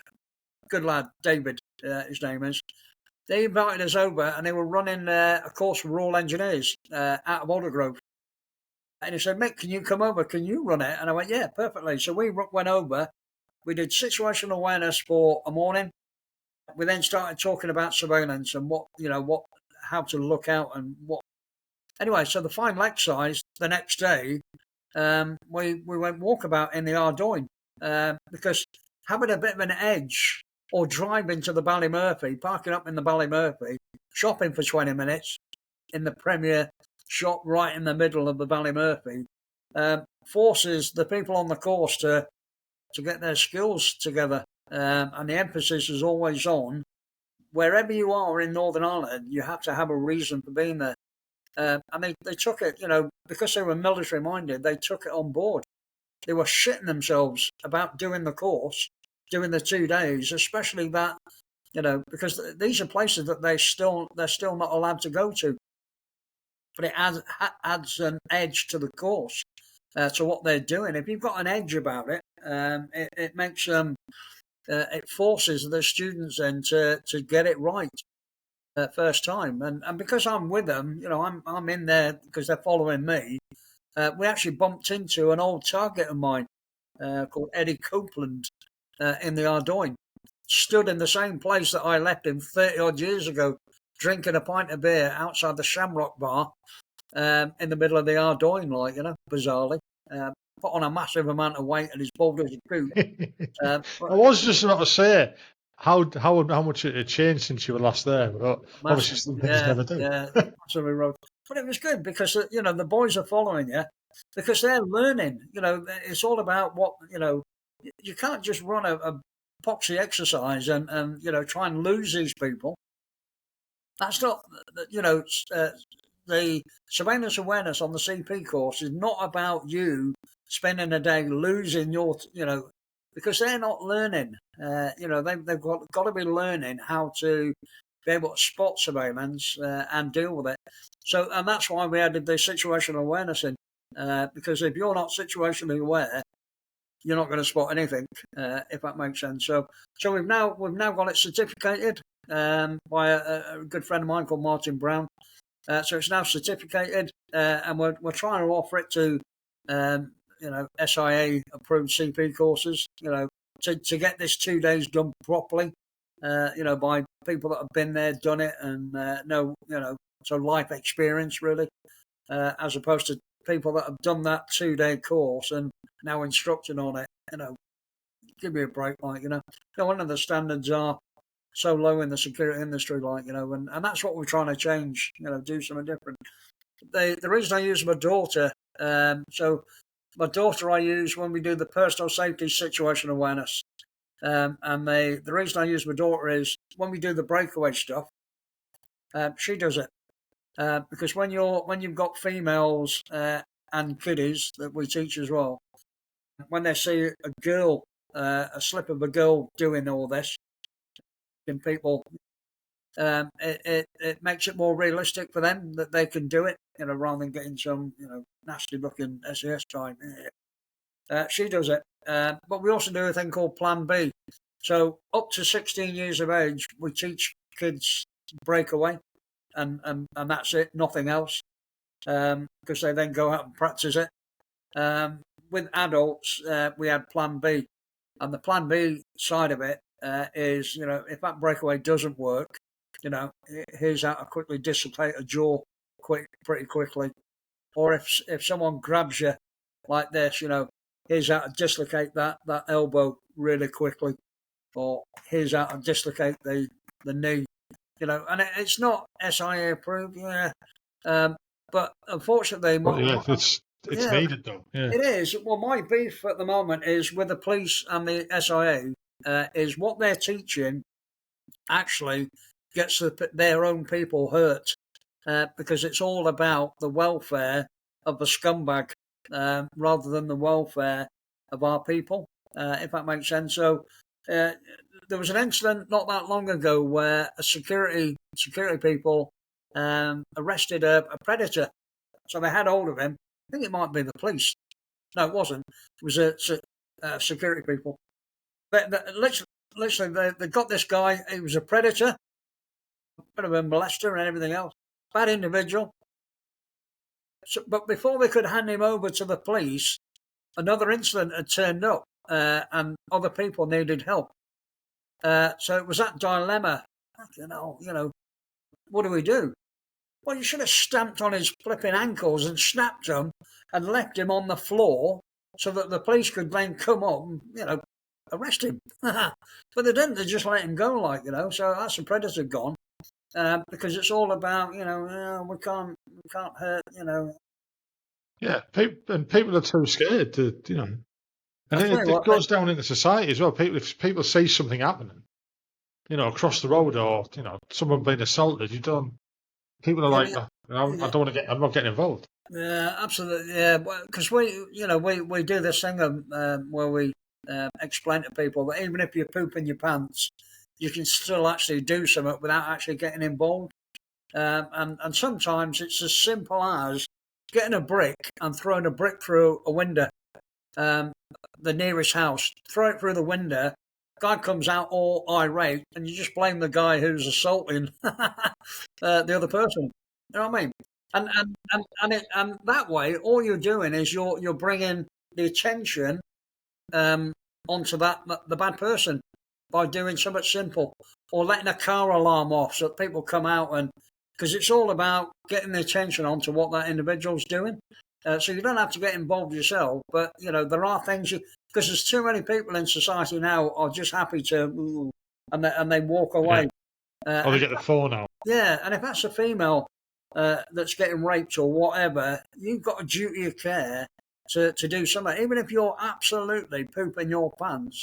And this is where the brick through the window or the brick over the head comes in handy, if that makes sense. But do something. Don't, because you've got to live with yourself at the end of the day. And if you've walked away from someone getting raped or literally getting killed, you've got to live with that, I mean, you mentioned there about teaching under 16 kids and stuff like that. I mean, that's a telling thing in modern society that kids of that age need that type of training. Or, it's... It is. I wouldn't have seen anything like that when I was a kid. Yeah, I mean, situational awareness, to be honest, should be in the curriculum, today's curriculum at school, without a shadow of doubt. Because situational awareness can actually save your life. And it's the thinking man's self-defense, if that makes sense. I'm not a big fan, and you see it all the time, of people teaching self-defense. And there's some great people out there teaching self-defense. We're not going to throw our 10 pennies worth in. That's not what we're about. They're good at what they do. That's fine. But a lot of these people, they're not going to get stuck in. What they learn in the gym is fine.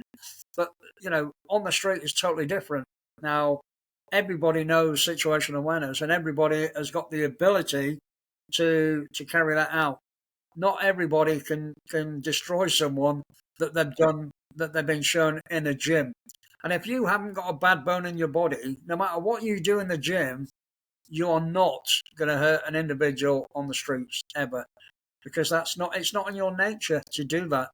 But we all have that ability to start using our brain and keeping yourself out of trouble. Yeah, it's better to avoid danger than get in it.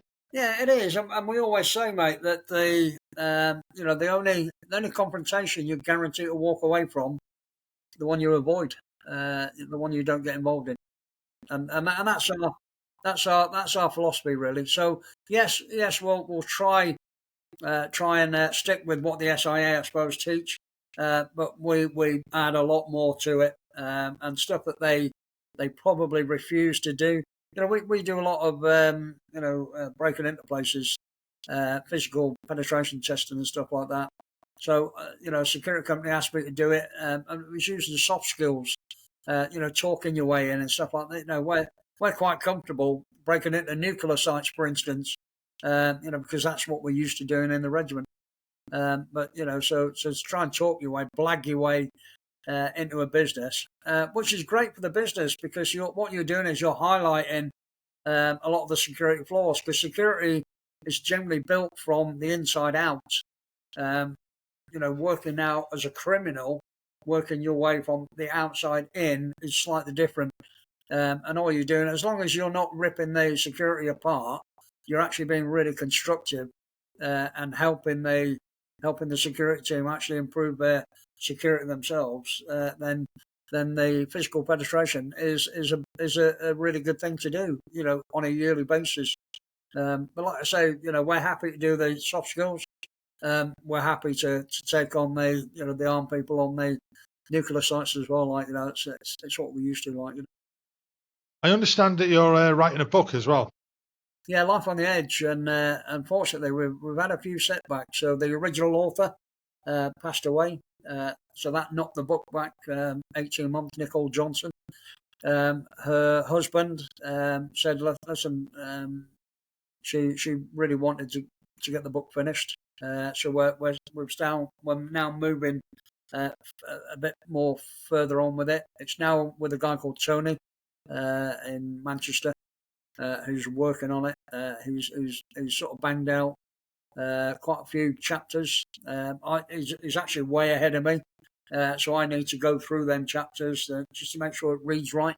If that makes sense, it's not a Bravo 20 or Bravo 30. It's resilience, mental fortitude. I had a bit of a wobble probably about a month and a half ago, I suppose, to the extent that I actually thought about taking my own life, and that was a bit of a shock to the system, really, because I've never had demons like that before, and I'd literally just come back from Belfast on a high. Woke up one morning and just completely overwhelmed, and it just goes to show, really, that anyone really can suffer, really. If that may, and military guys especially, we tend to be quite, keep it to ourselves. And I found over the last sort of month and a bit, speaking to different people I've never met before, that have reached out, and just by talking, massively helps. Yeah, I mean, since I started doing this podcast nearly 2 years ago,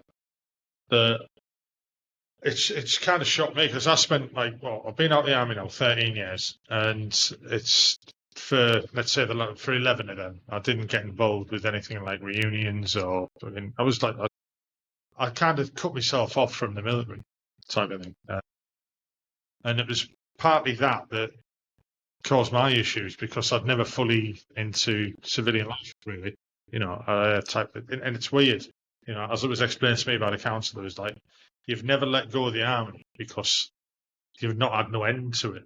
When I left the military, there was no leave and do or anything like that. Garden leave and fuck off. And I thought, right, I'll just throw it all away. And as it turns out, it's not what I needed. I started going into my own shell. I was getting to the point where I wouldn't leave the house and stuff like that. It caused all other little bits of problems and everything. And I needed that, getting back in touch with the guys, talking to people. And then since doing this, you find out how bad some people have had it, and it's a lot worse than I had, and it, like you say, it just creeps up on you. It did with me. It got to a certain point where, right, the box has just blown open, and I contemplated the same thing that you contemplated, but I thought of it in different ways, and I thought of driving into a bridge, but I didn't want. I just bought the car, so I didn't want to break it. So I kind of put myself off it, and you're right. There's more people out there suffering now, I think, than there ever has been. Yeah. And the organisations that people think of, like the big ones, they haven't got the the manpower, the time to deal with everyone. So there's lots of CICs and little things have popped up everywhere, and it's them ones that are doing all the big work for me. That I think at the moment. Yeah, no, absolutely. It's I just found that really good people out there that you never know about. That all of a sudden they're putting an arm around you, and talking about. And I found that talking and being busy. So we're helping a Kurdish women's refuge. We're going to go and do a day's training with them, free of charge because it's a refuge. We're giving a talk down in Bristol on resilience. We're helping a young girl in Gloucester who feels really vulnerable. This, that, and the other. So it was a reporter got in touch with me. Said, "Can you help her?" So we're going through a few things with her again, and anything that is vulnerable people, we just give our time to. Because vulnerable people don't need to be taken advantage of because they've gone through that already, been taken advantage of. So we're not going to do that. What we're going to do is help them. There's a guy who's just volunteered to go to the Ukraine, and he wanted a bit of help, so we invited him here. So we stayed here for 2 days, and what we're trying to do is get his mind right for going. He's determined to go, so you can't talk him out of it. He's got no military experience whatsoever. A lot of heat courses refuse to touch him. So very easy to say, you're on your own, but let's help you. Let's see what we can do. So we're in touch every day with him. And I'm sending him details about what's happening over in the Ukraine. He's got my number, so he can ring me anytime. It's just trying to prepare him as best you can, knowing full well that there's a good chance that he could meet a sticky end, really. What do you think about people volunteering for like the foreign leagues? Yeah, well, it's their thing. If my mum tried to stop me joining the military years ago, I'd have been really hacked off. But it's when people get this in their head that they want to do the right thing in their eyes, then all you can do really is support them. Same as my 3 kids joining the military. Support them. If that's what you want to do, fine. I suppose it's we have a different mindset being ex-military that think, "How do you really want to do that?" It's different being in the army or in the navy, or the air force, and that being your job. But maybe I don't know. I think I don't get the mindset to see why. I can understand ex-military. Yeah. Want to go because they miss the combat. They miss this, that, and the other. But but then again, if you look back in history, the Spanish Civil War, most of the were made up of volunteers from were writers and poets and fucking bus drivers and whatever. And again, places like Bosnia, these were just people. Obviously, were fighting each other's neighbours, but they weren't trained military. They were just fucking people. I've got more respect for this young lad for going out there. Well, he's not a young lad; he's 33. So he's not a young kid going out there. But and then you get the great unwashed, waffling on about Palestine. You're like that. Well, you go over there. Go and do your bit. If you're that concerned, get your backsides over there and do what rather than just trying to waffle on the street. So I've got more respect for this lad. Yeah, he thinks he's doing that. Yeah. Rather than the great unwashed on there, anyone can stand there and wave a flag and absolutely. virtue signal and do what say whatever they want. Absolutely. I can't. I don't want to go either side of that debate. Fucking hell, because I don't think there's an answer to it. There is an answer to get rid of Hamas. And I don't know whether they're doing it the right way or the wrong way. It's like Ukraine. It's like fucking hell. It's. I don't think Ukraine can win. Right? Not without us on the ground or other nations stepping in, without NATO stepping in. So is it the point of right? Okay, Russia wants the Donbass and everything like that. Give them it. right, and then negotiated for it over the next, few years, 10 years, 5 years, or whatever. But that was my opinion. But I interviewed a guy who worked in the embassy in Kiev, and he was like, "No," he goes, "You don't understand. You don't know that the people, the Ukrainians don't want to give in." Yeah. And they can't do it. They need support. I mean, they're doing like a weird thing where they don't recruit anyone below 25 or something like that, so that they don't lose the next generation, which I think is amazing. Yeah, no, absolutely. What I try not to do is I don't get involved in the politics side of it.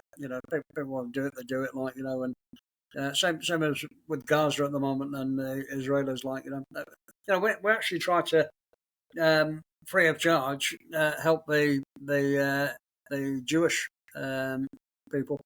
The reason being is because after Manchester, they quite rightly they probably felt very isolated, and they probably do feel isolated. And we just thought, hold on, we can help.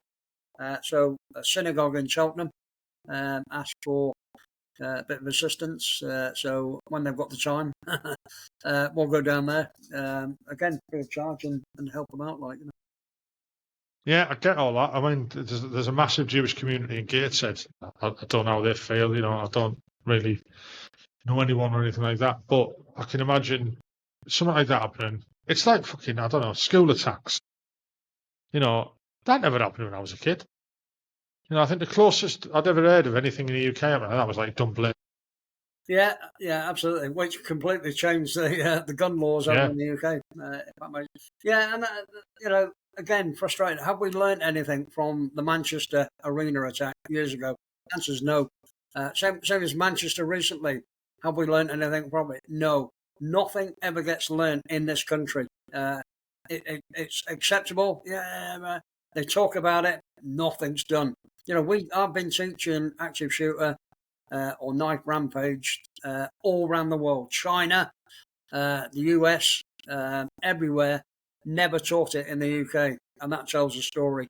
And I was talking as a teacher about what we do. Oh, mate, all you'll do is you'll scare the kids, you'll scare the teachers. What crappy attitude is that? Let's prepare people. Let's give people the option so that they understand. If something happens like this is what you're going to be doing. But no teaching over here. It's just mad. Even in China, we're keen to learn on how we do it. Here in the UK, not interested. I mean, I spoke to a American police chief a couple of weeks back, and the police force over there work very different to ours. They have cities and towns have their own police force. I'm like, you're not all like talk with. Oh no. I was like, hell. We know of all the places he's been around where he's been chief of police, they go into the schools and teach active shooter stuff. I mean, they've got like fucking the special dolls and proof desks. I mean, how fucking bad has it got to get before until it's funny, you've got to do stuff like that? Yeah, well, we got invited to teaching in Houston purely because Brits, we're a bit more down to earth with American security guys because this company that we went to teach were on the 7th floor of a multi-story building. So, the chances of an active shooter coming in the building, getting the 7th floor and coming up but the security people beforehand, the Americans, were saying, right, you need ballistic doors, ballistic glass. It's going to cost the company millions to rig this out, and so we got there and went, no, you don't. All you need is a door chock. And we explained about the safe haven, so obviously run. If you get out of the building or if you, get down a fire, run. If you can't, the inward opening doors, door chock the door, lay on the floor, put your foot on the chock. If they can't get in, they'll fire through the door. Not effective because you're laid on the floor.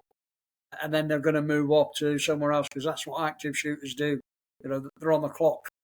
So they're not going to be hanging about trying to get into a room that they can't get into, So, yeah, but you've got to be quite pragmatic about it.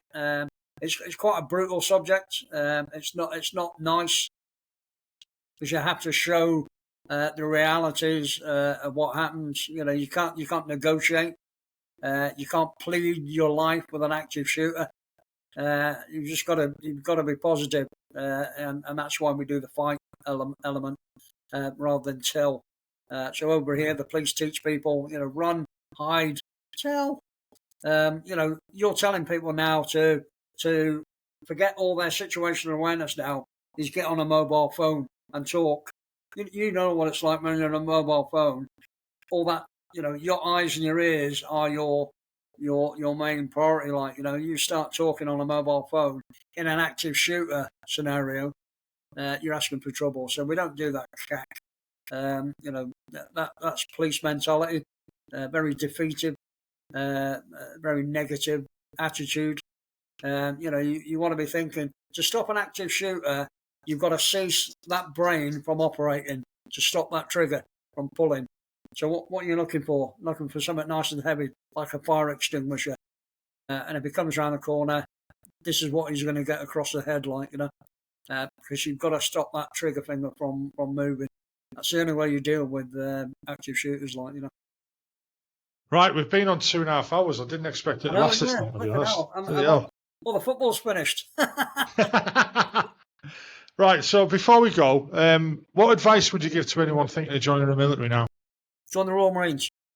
And the reason being is they're probably they've still probably got the right standards and the right support element behind them. Joining the army, even though I've 3 kids in the army, joining the army in this day and age, join the Royal Marines. Yeah, it's a very different army to the one we left, mate. Yeah, absolutely. Yeah, it was changing when I was in, but yeah. But, society's changed. It's a different, fuck me. They're going to be in for a shock pretty soon, to be honest. Absolutely, absolutely. Yeah. Right, I'll finish the recording there. Again, thanks for coming on. Good luck with your company and with all the things you're doing. And it's commendable that you're giving up free time for deserving courses and things like that. Good luck with the book, and I can't wait for it to come out. I mean, I know we spoke about this before, and you said you were going to be self-publishing on Amazon sometime, hopefully around Easter. So I'll be on the lookout for that. Thanks, mate. Thanks for the invite. Really appreciate it. And like I said earlier on, for that mental health and that lot, talking, great. Yep. That's the way ahead. Right, I'll stop recording now. I hope you enjoyed that podcast. I enjoyed recording it. If you could just hit the like button, and also if you could subscribe and hit the notification bell, that'd be great, because it'll help the channel grow. The more people will see it, the bigger it'll get, and the more guests I can get on, and the more people I can talk to. Well, I hope you enjoyed it, like I said. Look forward to the next one. Hopefully we'll be out next week as normal. Bye-bye now.